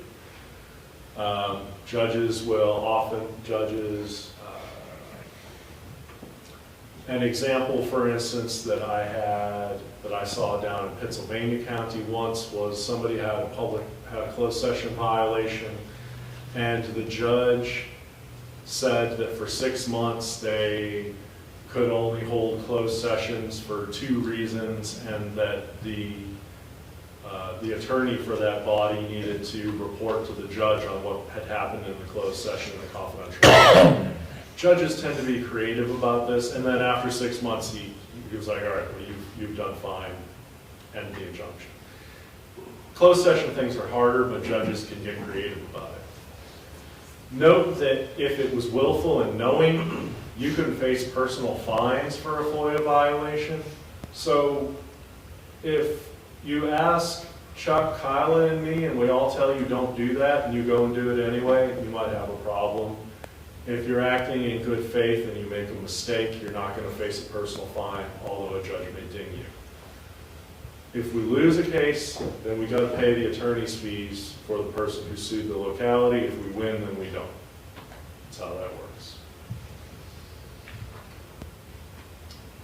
There is ongoing training and guidance. I'm always available. There is an outfit called the FOIA Advisory Council. It's actually a state agency. Their director is a fellow named Alan Gernhardt. He's very, very capable. He will answer your questions. We do need to have our FOIA officer registered with the FOIA Advisory Council. And like I said, all newly elected and some appointed officials need to take regular courses. That is a pretty surface level look at it. There are literally hundreds of thousands of pages of cases. A couple of other things one other thing to keep particularly close to mind that people have gotten in trouble for a couple of times recently, text messages. Text messages and emails, basically. There should not be a text chain with all 5 of you on it. Period, end of discussion. Because that is going to look like an electronic meeting. No matter what you do about it, it's going to look like an electronic meeting. Just don't bother with it. I can text each and every one separate. That's right. You can have a phone call with each of you separately, just fine. You might very well all know how everybody's going to vote on a controversial topic because all of you have called each other and talked one-on-one. But you can't meet beforehand more than 2 of you at a time. Unless you advertise it and hold it as a meeting. What if that was happen, more than 2 met, how would they determine the penalty? What would be the penalty? Say if 2 of us was in a restaurant, the 3rd one came in and sat down and over 2 or 3 beers without a drink. You started to talk what kind of, would you be fined, would you ask, would you be resigned, or who would that be up to? That would be up to a court, ultimately. Court could scold you, might fine you. I know that one of the issues that you're going to have, which can be difficult, is 3 of you are out. You went to a thing at the Masonic Theater, and you just happen to see each other there, and you go and you're having a beer afterwards, and you're just chatting about life and the universe, and talking about, trying to think of something. You're talking about whatever it is that you might talk about that's not town business. And you're talking about how you think that UVA is going to get crushed even worse this year than usual by Virginia Tech. And I'm a UVA grad, so I can say these things. And somebody comes up to you and they want to talk to the 3 of you about town business. It might be that one of you needs to get up and go take a walk around the block. And so you kind of got to be cognizant of yourself and paying attention to what's going on around you.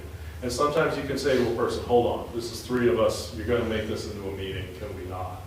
Sometimes you're just gonna have to say, I'm sorry, I'm gonna need to, I think I have a phone call to make. It's tough, it's not the easiest thing or the most natural thing, particularly in a small town, but I didn't make the rules. If I had, they'd be a little different. Well, thank you very much.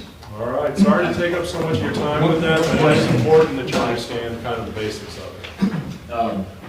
One thing that I thought about, we talked about having a quorum at a meeting. Yeah. You know, we had some people out of town at some training, and they weren't sure if they were going to be back in time for a meeting. So if you have a publicly scheduled meeting and only 2 people are present, can you still have the meeting legally, even though it's less than the quorum, without voting on it? Correct. The only actions that can be taken at that meeting, of course, are to get people there and to adjourn. Those are the only things that are in order at a meeting without a quorum. However, they can still receive information, you just can't take any action. So I could still talk it to you, but you can't do anything about it. Could a third person call in and qualify under the electronic meeting? Nope, you need to have 3 people at the central location in order to qualify.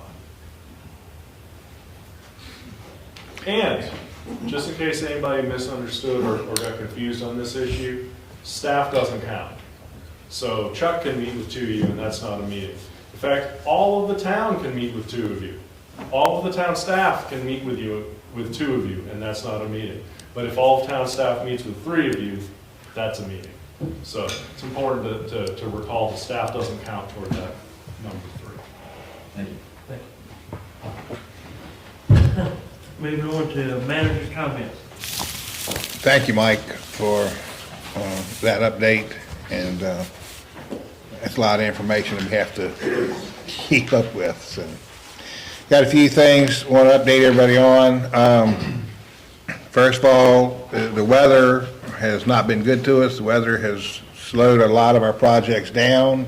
It's occupied a lot of Public Works time, and we've spent a lot of money on snow removal and chemicals, and I mean, we plan for it. We just hope every year that we don't have to spend that money for that, but we wound up this year spending it, and I will say that Public Works did an outstanding job managing all of these storms, and I'm proud of them for the effort that they put in, and the whole time they were managing these storms and winter weather, they were also dealing with the usual water breaks and sewer backups, and managing 3 cemeteries with graves and things to dig and funerals to set up. So they never missed a beat. They may not have been as quick as some folks thought they should be, but they never missed a beat. They never, ever slacked on their job, and I'm proud of them for that. So just wanted to get that out there into the public. Our projects that have been affected by the weather, obviously the 2 water line projects we've got going on, the Smith Creek water line project, huge weather delays up there because of the location of where it is. The sun doesn't get down in that hollow too often, and to get it warm enough to melt the ice and snow, and then when it does, they're on a dirt road, so it turns into a muddy, treacherous access. So they have projected that they're going to need to move their completion date from the end of May potentially to the middle or end of July, just to get caught up on where they are, because they're having to go back in now and rebuild road and access to get to the areas up above where we normally have road access to. So they're working hard to get that done. The more visible water line project is the Route 60 West Ridgeway water line project. Everybody's been by there, I know, and seen that. They've been moving right along. They've asked for a 2-day weather delay extension in their contract, so 2 days is not bad with the weather we've had. And we asked them to make sure they completed the part of the project of the pipe in Ridgeway Street before the asphalt plants open back up, they're off of Ridgeway Street. They've moved off of Ridgeway Street, they're going up. Now, it's still called West Ridgeway, but it's going up the hill towards Scott Hill. And they'll complete that, and then they'll tie the final leg in and come back down in front of Hardee's in the median grass area and down to 5th Street, go up and tie into the main at Allegheny. So they're on track to finish their project pretty much on time, which would be early June, early to mid-June. So they're doing a good job with that. That's the two main projects we've had that have been impacted by the weather. Other things we've got going on, you've heard us talking for several years about the wayfinding signs that we've been working with, and phase 3 of that is winding down. The signs are in the process of being manufactured. The folks that are manufacturing and installing the signs, called Right Light, will be in Clifton Forge on May the 7th to make sure they have the final locations for all of those signs marked and the utilities marked, so they can get those installed early spring, late spring, early summer. These are the signs that will be put on street corners directing you to places like the Love Sculpture and the Historic Sonic Theater and Washington Park and the Century Trail and the Dog Park and all of the Armory, the School of the Arts, the Arts and Crafts Center, all of the amenities that we have to help you get, and also will direct you to the parking areas and parking facilities. I've already talked about the EV charging stations. We do have another one coming. Josh is in the process of tracking that down to see an arrival time on that. It was determined by the folks at Virginia Clean Cities that probably the best locations for accessibility for those two stations to be placed was, one was here at Town Hall, because it's on the eastern end of our business district and close proximity to the Casino Heritage Center and easy walking distance to downtown. And then the other one to be placed at the Loop Street parking lot, which is on the west end of our business district, both easily accessible and adequate parking and easy walking distance to our businesses and restaurants. The stations that we have the capability of charging 2 vehicles at one time, and they will charge the vehicle in 2 hours. So if somebody comes here and they need to charge, they're probably going to be here for a minimum of 2 hours to spend time walking through our downtown area and perusing and browsing through our shops. And they will pay with a debit or credit card for the power that they use to charge their vehicle.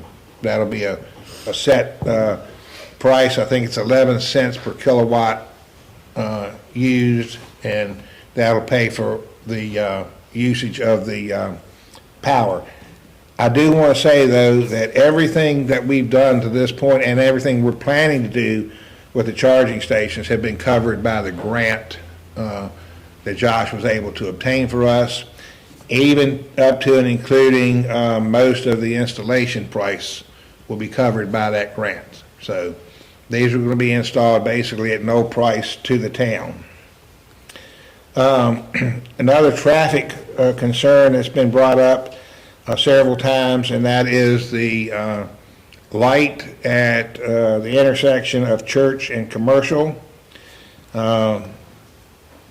The light is a long light, and there's been some question about whether we really actually need a light at that intersection. Public Works and the Police Department will start doing traffic studies there the first of next week, actually counting cars and vehicles that go through that intersection to see if it qualifies to have that light changed to a 4-way stop sign at that intersection. And we'll report back on that at next month's meeting.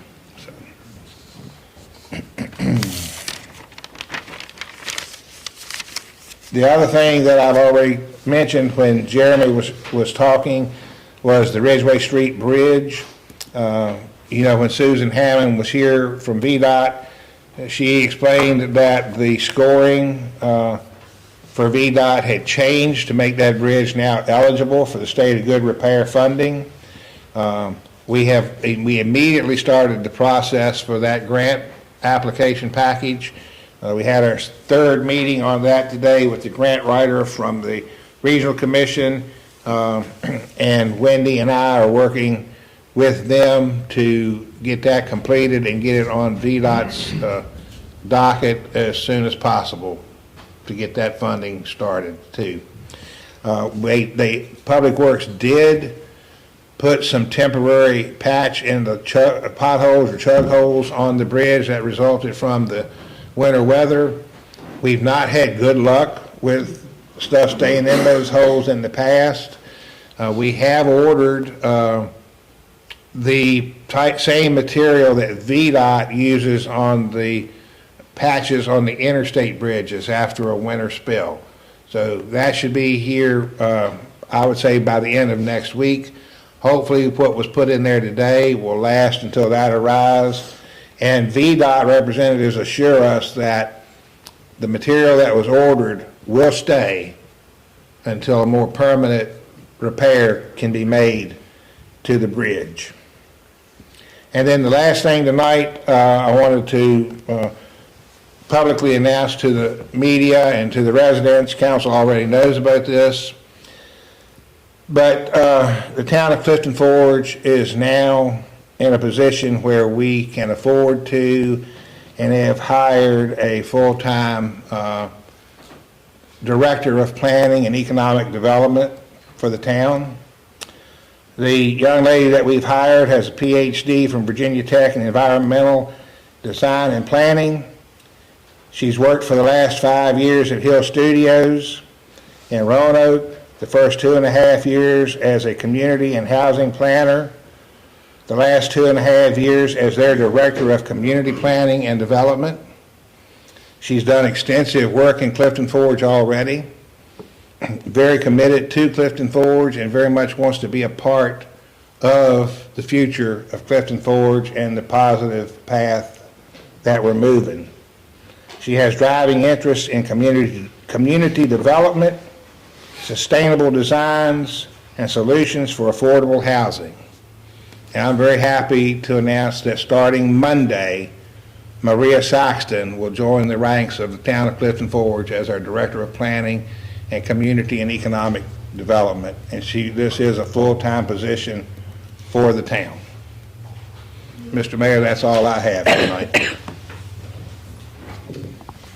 We'll move to public comment. Ma'am Lightfoot, various things.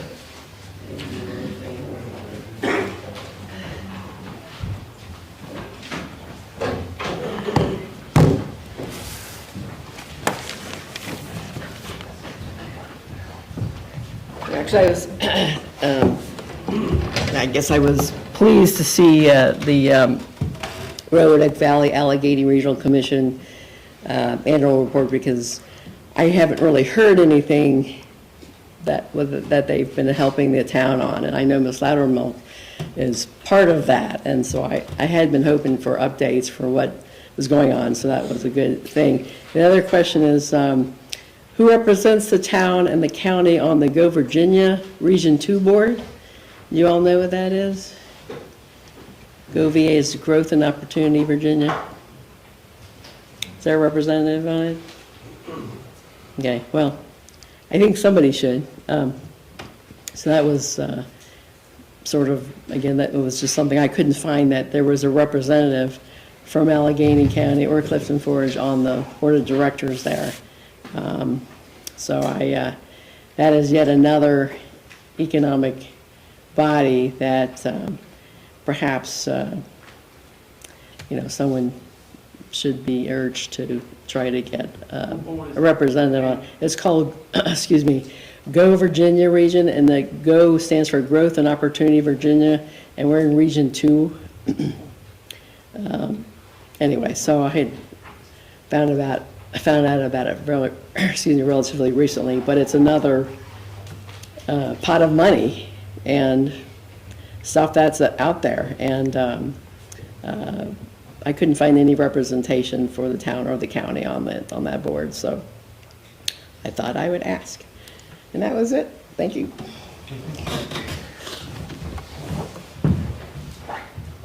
John Mosier. Taxes, accountability, town code, and sewer. Good evening. Let me get my notes. One is, so the taxes are going up, and before you all want to say anything, the taxes are going up for Clifton Forge. And I know Clifton Forge isn't doing it, but the county's kind of giving it to you through the back door. So with that, I have no problem, because you've heard me and he's heard me. I'm glad the taxes are going up, but I want some accountability. I don't want to see Public Works riding up and down. And so if you're going to raise the taxes, spend maybe putting GPS on these vehicles, because a lot of people say they sit at Hardee's. I've seen them fast break. I've seen them sitting at Kroger's, and I got it. They got 2 15-minute breaks and a half an hour or an hour for lunch or whatever. But I see them even all the way down in Cliftondale at the mobile station. So I'd like to see some accountability. Now with the sewer, you raised the sewer price. Well, we had a big rainstorm, and all those culverts were full of water. And people who use the water get charged the same for sewer as they do for water. I know, I water my plants. It's not going down the drain. I wash my car. It's not going down the drain. So we need to figure out, with him saying these grants that need to be written for the sewer, and fix the water that's getting into the sewer that we're paying to have treated. And let's see, what else did I have? Come on.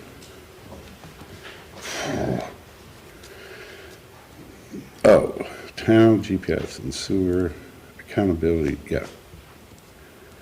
And with the cemetery, who's paying for the cemetery? Are our tax dollars being spent at the cemetery? Because I know for 2 weeks they've been fixing a water line. And that's Public Works that's doing it. That's great. But while they're doing that, they're not giving us our tax dollars that we're spending for Public Works. That's supposedly, I thought the cemetery was supposed to be self-sufficient. But if we're taking Public Works people and they're working on the cemetery, it's taken away from what they're supposed to be doing for us townspeople who are paying their salary. That's all I got to say. So I'd like to know, why are they up there for 2 weeks replacing the same water line, it looks like? Well, you know what, I normally do not respond to public comments, but I will respond tonight. Please. We own the cemeteries. We own 3 cemeteries in this town that we manage and we maintain. And our Public Works Department manages and maintains those cemeteries. But the specific question that you asked about tonight, the water line, has absolutely nothing to do with the management of the cemeteries. That water line provides water to a single house that is located behind Dr. Slaughter's office in the end of the cemetery. The water line has been leaking for a long time. In fact, they replaced the water line before Christmas, capped the old line, and the reason they had to go back to that line is the old line began leaking again. The only way to fix that was to trace that line back to the main and sever that line from the main and cap it at the main, which is what they've been doing for the last 2 days. Had absolutely nothing to do with cemetery management. Thank you. Well, I'd just like, are the taxpayers paying to keep the cemetery up? Because if that's the case, why don't you privatize it? I don't get a free burial. I don't think tax dollars should be spent on maintaining a graveyard that doesn't benefit the town, people. We have a summer crew, John, that takes care of the graveyard in the summer, mowing and trimming. 3 3 people, man, is that? a full- 2 full-time and then seasonal part-time too. Well, they redid that house that's sitting there all nice and pretty. What's that being beautified for? The town didn't pay nothing for that. The stone? That was all great. But Public Works did the roofing. No, I didn't. Free. No, we haven't done nothing for the house. Yeah, I did, I paid, Public comments, Mr. Mayor. Public comments. You speaking, that's yeah. Yeah, I put the roof on at no cost. At no cost, and trim and gutter. And I did myself. and all the rest was done by the foundation, was it? The materials were bought by a grant from the Allegheny Foundation. Teresa McAllister? Taxes.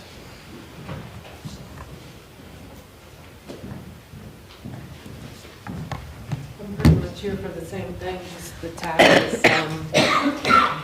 You know, like my house went up 65%. I mean, that's ridiculous. My homeowner's insurance just went up $811 because of this whole situation. I'm a single person, but I live, where I live, all my neighbors are older. They're on fixed incomes. How do they manage? And everybody's has gone up. It's not just mine. Mine went up 65%. The only thing I've done is pull my shutters off last summer and painted them. I mean, my property's the same. I haven't done nothing to upgrade it. And they make it sound like my garage that's made out of stone is like been redone. And I drive and I work for myself here. So I'm part of this community. I buy my fuel from here for my truck. Last year I went away to Texas. So I wasn't here. If this would have happened this time last year, I'd have missed the whole complete thing. I would have been out of the loop completely about it.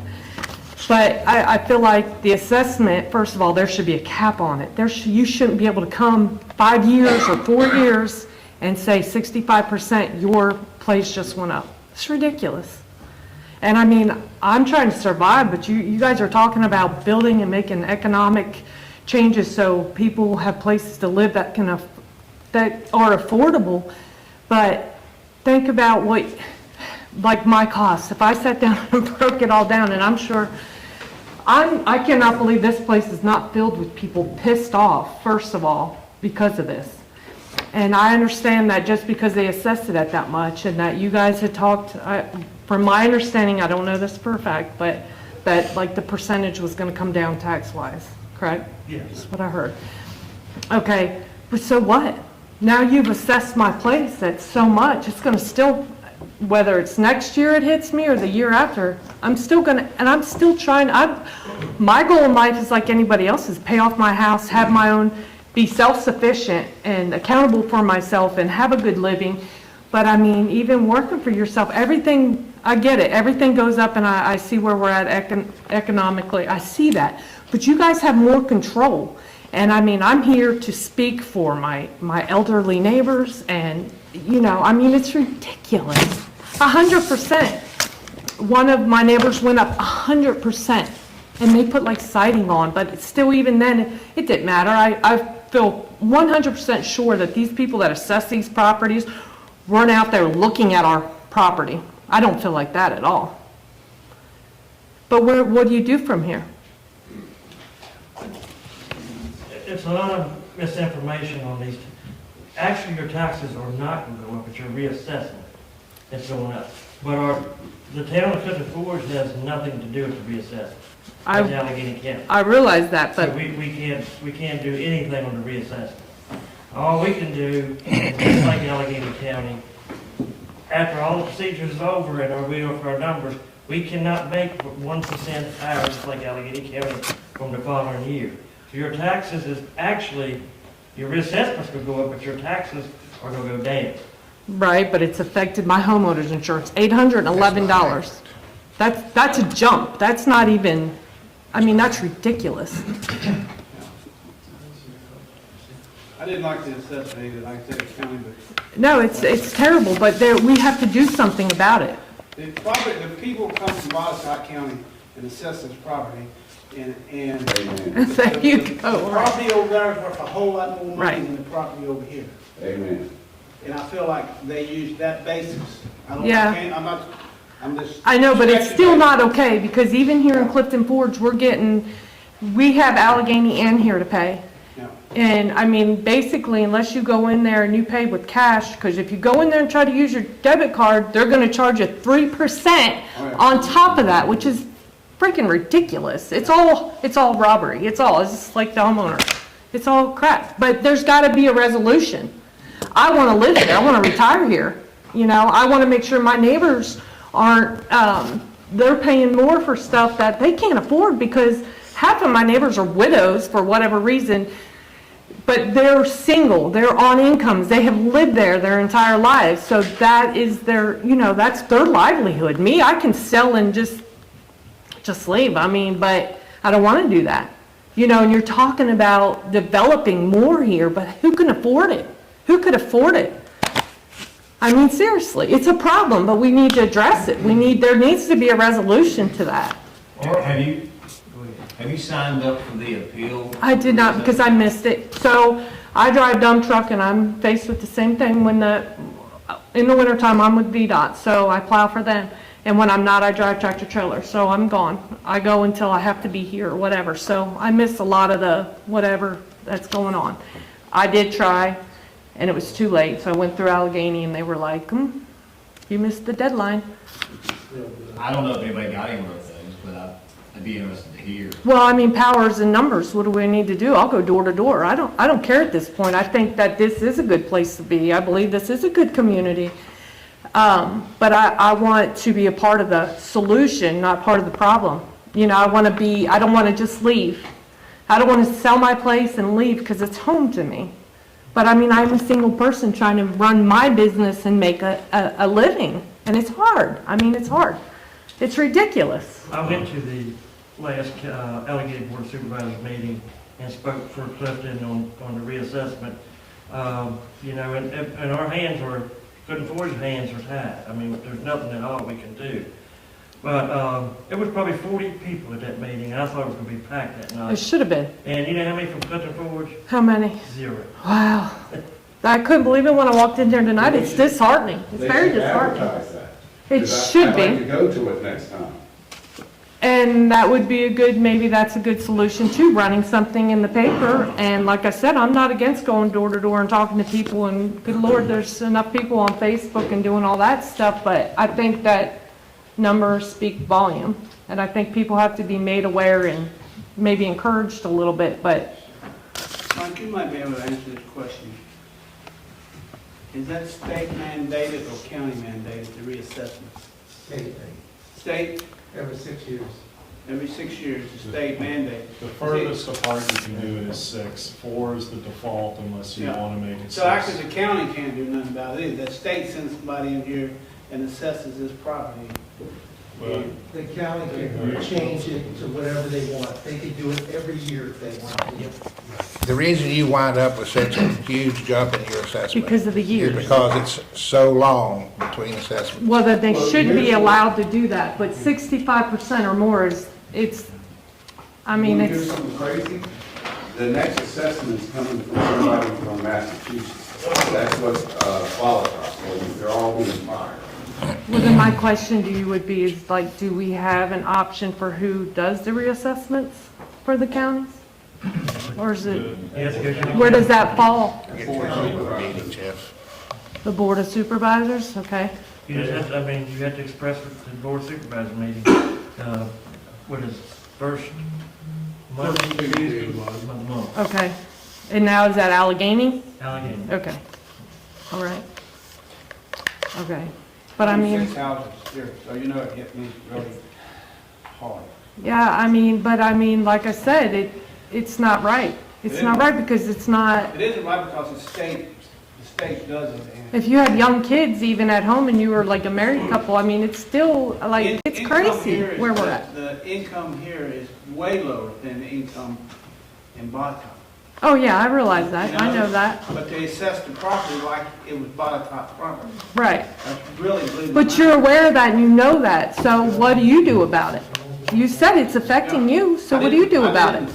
I didn't know the state to ask him, that's why I had to ask the attorney, who did the assessment, Right. you know? And it's somebody who's certified by the state, but they're hired by the Board of Supervisors. So, but there's only about half dozen firms in the whole state that are certified to do it. There's pretty hefty training requirements. And some localities that do it every year or every 2 years, they have in-house, they have basically 2 or 3 hired people who are appraisers who do it for usually the Commissioner of the Revenue's office. But that, it's not necessarily cost effective for a rural county. Some of that northern stuff, What's that? more of that northern stuff. Any suggestions? Go to the county meeting. There's not a person in this room tonight that has any control over the reassessment or the Well, I reassessed disagree value. with you. But what this council does have control over is the tax rate. And there will be an Right, I realize equalization that. rate as determined by the regulations from the state as how that is mandated. And that will be. So that's probably not going to help us either, though. It will help you. It will help you.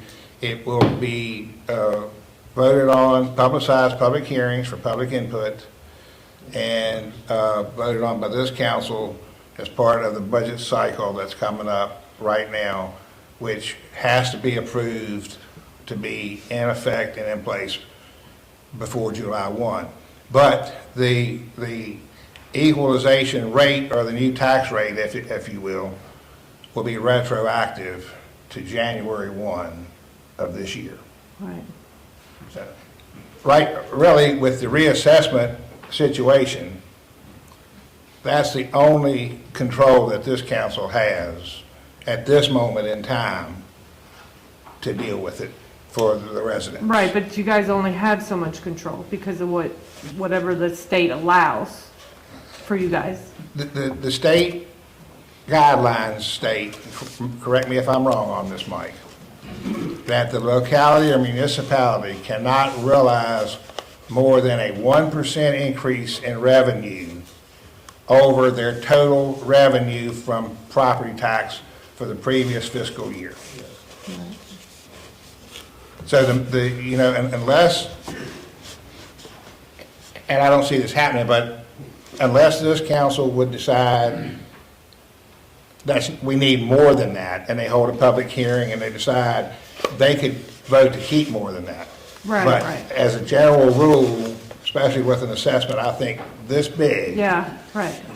most municipalities are going to stand by that 1% equalized increase Right. in taxes assessed. They can't do anything other than voice their discern about the assessed values and how they were handled. Is that correct explanation, Mike? That's correct. You know, the Virginia Constitution requires assessments at 100% of fair market value. My house went up, I live in Roanoke City, but my house went up over 10% year over year. They do it every single year. But if I were going to put my house on the market, I'd still list it for more than what my assessment is, so I can't really complain. However, it would be nice if the rate went down. Right. Well, yours is convenience too where you live, but still, if they did ours by 10% here, it would have been 60 then. Still would have been less. So if they're saying my house is worth, I don't think I can get for it. I can't sell it for that price, and I didn't do nothing for my house but have shorty put a Thank you. roof on. All right, So thank you. then you might have a legitimate right. Well, that's all, I mean, he can tell you, that's all, and that was only upper roof, not even the lower. We move to council comments. Ben, you want to? Yeah, I'll start. I don't know what else to start with. Given the weather the last month and watching our public works crews deal with what they had to deal with, to stand beside them and look at a water leak, stand in mud almost to their knees, I'm proud of their work ethic, each and every single one of them. And I stand behind them in the work they do. And nights when I was sleeping in a warm bed they were out there in 12, 14 inches of snow, around the clock. Some of them got an hour's sleep. So I want to say just that I'm proud of them and their work ethic, and I think that should be held high. Second, thank everybody for coming out. It's a big crowd tonight. Ms. Lightfoot, thank you for the Parks and Trails update. I rode a bicycle down there the other day, and I almost had to walk it up the hill because I realized how old I was and out of shape. But that place is beautiful, and I think that swing down there is going to be nice. Mike, thanks for the FOIA. Chuck, thanks for the updates, and look forward to working with Ms. Saxon in the future and trying to do some things here in town. Mayor, Shorty, you next? Ben, I'm with you. I think Public Works, they'll work your tail off. Sometimes you get a little break and stop in the store, but that's all right. I see you out there in the snow, and down in the mud holes, the ditches, and the freezing rain, and the middle of the night, and getting to stay at 3 or 4 o'clock in the morning, going back to work at 7, 8 the next morning. That's 4 less pay than where you could go to the county and make more money. That's a big deal. And please don't leave. We live in the So, it's just, we're glad you're here. We're going to the Main Street, recognizing these businesses. Keith and Celeste, they rent my building, so I want them to succeed. Hey, someone asked me, what was I doing becoming a pastor at 55 years of age? I want to know who opens up an ice cream shop at December 27th. Expects to make it. But they'll make it. I've been in there, and it's really been a great, it really looks good in there. They serve good ice cream and hot dogs, and I think someone stole a picture off their wall. A comic book. Comic book. Yeah, comic book. Off the wall, and we had cameras up in there. I don't know if we're going to put them back. We took ours down when we left. But we had our shop, but to sit in there day in and day out and for hours and no customers show up, it takes a lot of patience. A lot of patience. And when you run a business downtown, sometimes it's like that. You got 4 or 5 hours and nobody comes in. And then all of a sudden you got 20 come in. And Betsy and her place, we was in our Saturday and checking it out. I think my wife, I should buy something. They don't go in unless you buy something. But, and then Jennifer, I think Jennifer's last name is Peters. Mm-hmm. Peters, yeah. I call it the hippie store. It's got some pretty wild clothes in there, I might have worn back in the 70s. I don't think I'd look pretty good like today. And Chuck, you're still doing a great job. Thank you. Do you, Mr. Councilman Wolf, do you want to inform everybody about the St. Joseph's Oh, students? yeah, Ray said something. The St. Joseph children will be here Saturday. From St. Joseph University, we host them every year. They stay here for 7 days. They do work on people's houses. They do the public servants. The reason they come here is as part of their study of Appalachian America. So they want to know what us country folks do. So some of these people, some of them have never seen mountains. They've been in the city their whole life. It's just hard to fathom that. And they're great kids. They're great kids. So I'm feeding them Saturday at 6 o'clock. Well, if you see a big roaster down here and a few of the parking spots blocked off, and we're cooking pork, and you're welcome to stop in and have a pork sandwich if you would like. We're going to feed them first up. And there's, we have 36 houses we're supposed to work on. I don't think we'll get to all of them. Usually my son takes a crew and goes out and... How do you put your name on the list? They do, well, next year you'll have to contact Don Woolwood. Who? Don Woodward, he handles everything. It used to be Roger Bush. Roger retired and moved to the Carolinas, but Don Woodward handles everything. We have 3 or 4 meetings before they get here, and we have everything set up. They stay at the Catholic Church up on Jefferson Street. They sleep on the floor. So they spend their spring break coming here. I believe this is their 17th consecutive year, isn't it? 17th consecutive year they've come. The wall leaving town where the cemetery is, that white wall, they painted that one. They painted that wall. It's, you know, they do a lot of work for the elderly people. We don't get on roofs. If they have to get on a ladder, we don't let them go on a ladder. You know, it has to be ground level work because the insurance, forward the insurance, we don't want to get hurt. So, other than that, Pam, thanks for your information about that. What was it? Go Regional Virginia. Go Virginia Regional. I think someone should look into that. Mike, you might should have been a teacher. You did a good teaching job there. I ain't used to him having that tie on instead of that bow tie. That's just messing with him. If you're looking over, looking with that bow tie. But hey, you've been a blessing to work with. You really have. Keep us well informed and be well knowledgeable. So, I guess that's it for me. Thanks everyone for coming out. Yeah. Well, first of all, thank God for this warm weather. I don't know about y'all, but I'm tired of cold and I'm tired of snow, and I love it, but I'm really done with it. I too want to echo sentiments to our Public Works group. Amanda, please pass on to the gang how much we appreciate the hard work they did during not just the snow, but all that freezing weather we had when you guys were out there all night, all morning, fixing, repairing, plowing snow.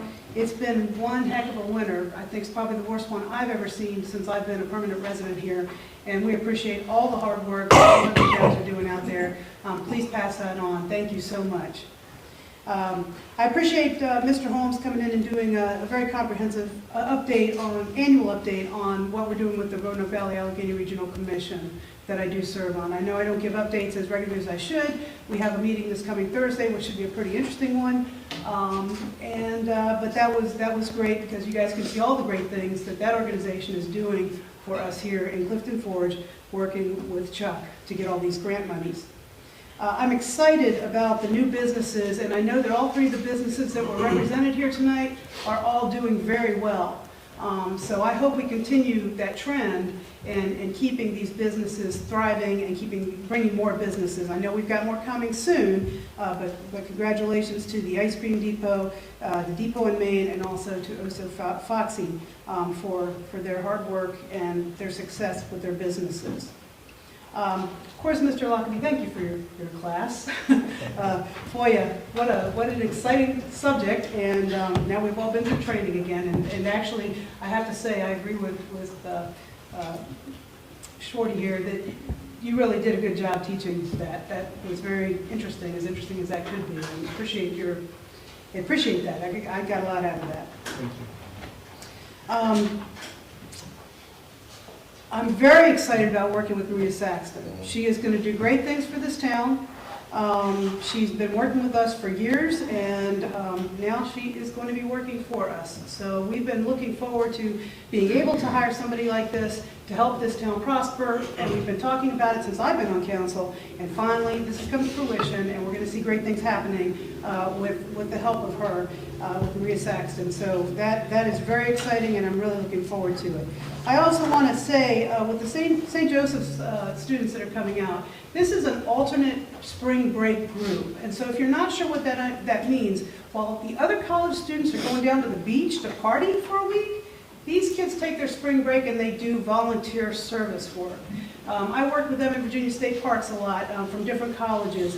I went and met with them last year when they were here. If you see these kids out working in the community, say hi, introduce yourself. They love to be here. They do want to meet people, but very excited, and I will be there Saturday night for sure. Chuck, as always, keep up the great work. We are taking this town places. I do apologize for the tax thing, but understand, we have no control over that, and we're going to do everything we can do to keep that from hurting our residents as much as possible. Thank you all so much for coming out, and I think that's all I got. I'll also say thank you guys for coming out. I don't know if it was the issues that were on the agenda or just the better weather we got to see today. But I appreciate you guys coming up, appreciate you guys being as patient, everyone that stayed, because it's a longer than normal meeting, you know, with all the presentations that we had. But thank you guys for being patient and sitting through it. I thought Mike did a great job. We know we've been through voided training a couple of times now, but it's always something new that I'm picking up, so that was very informative. I appreciate your time. Chuck, I agree with your sentiments expressed for your people in Public Works. I think personally, as a citizen myself here, it's comforting to hear that snowplow out there. You know, when you know a foot of snow's coming, and you know you worry about getting out and getting to places. So that's a comforting sound to me in the middle of the night. So I appreciate all you got to do. And for sake of brevity, that's all. I too would like to thank everyone for coming out tonight. I'd like to thank Mr. Holmes for his presentation. Thank you, Mike, for what you do for us. And like you say, in closed session, everybody thinks it's whatever. You know how boring it is. You keep us on the right track. Thank you for everything you do. I'd like to thank Main Street for what they do, and congratulations to the new businesses. I'd like to thank Amanda and Public Works for what they do in the snow. And especially Amanda for putting up with me, had to give me a ride in the snow. The school called off, so I didn't have to work. I came down, I said, well, I'd like to just ride with one of them. So Amanda gave me a ride along. Tremendous what that girl can do with a snowplow. She's up on the wheel with the button, back on the wheel, and never hit a car. I said, Good day, because the day before I come sideways off the top of the morning, so. I'm glad I was with you. But thank you, Amanda, and thanks for all Public Works does. And I'd like to also thank the people who fed y'all. At the two Jack Mason's Tavern and who's the other one? The Arts and Crafts Center. The Arts and Crafts Center. A private citizen, a couple private citizens. That fed y'all for the great job you did in the snow. Thank you. I'd like to thank Orange Gates Mayor for being here tonight, Mr. Persinger. Thank you for coming to our meeting. I did thank Public Works and Snow. There used to be an intergovernmental committee. That was two people from each locality, Covington, Clifton Forge, Orange Gate, and Allegheny County. It dissolved a while back, maybe a year or two ago. I want to bring that back. I've talked to all the localities but Covington, and everybody's in for bringing the two represent their area to that meeting where we can sit down and talk, see what we can do for each other, and just work things out if we need to. That committee will probably be back in full force. I hope to have a meeting in March. And with that said, I thank everybody for coming again, and I need a motion to go into closed session. Can I say something? Go ahead. Y'all sit there and y'all want to show appreciation to us, and I appreciate that more than y'all know.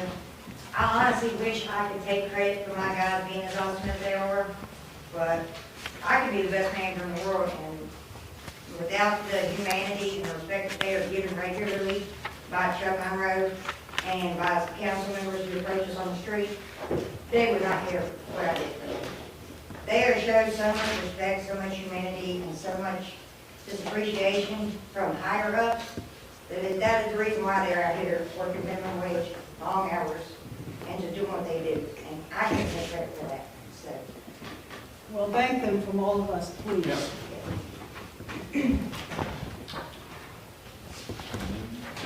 Motion to go into closed session. You got something to read, don't you? You want to read it?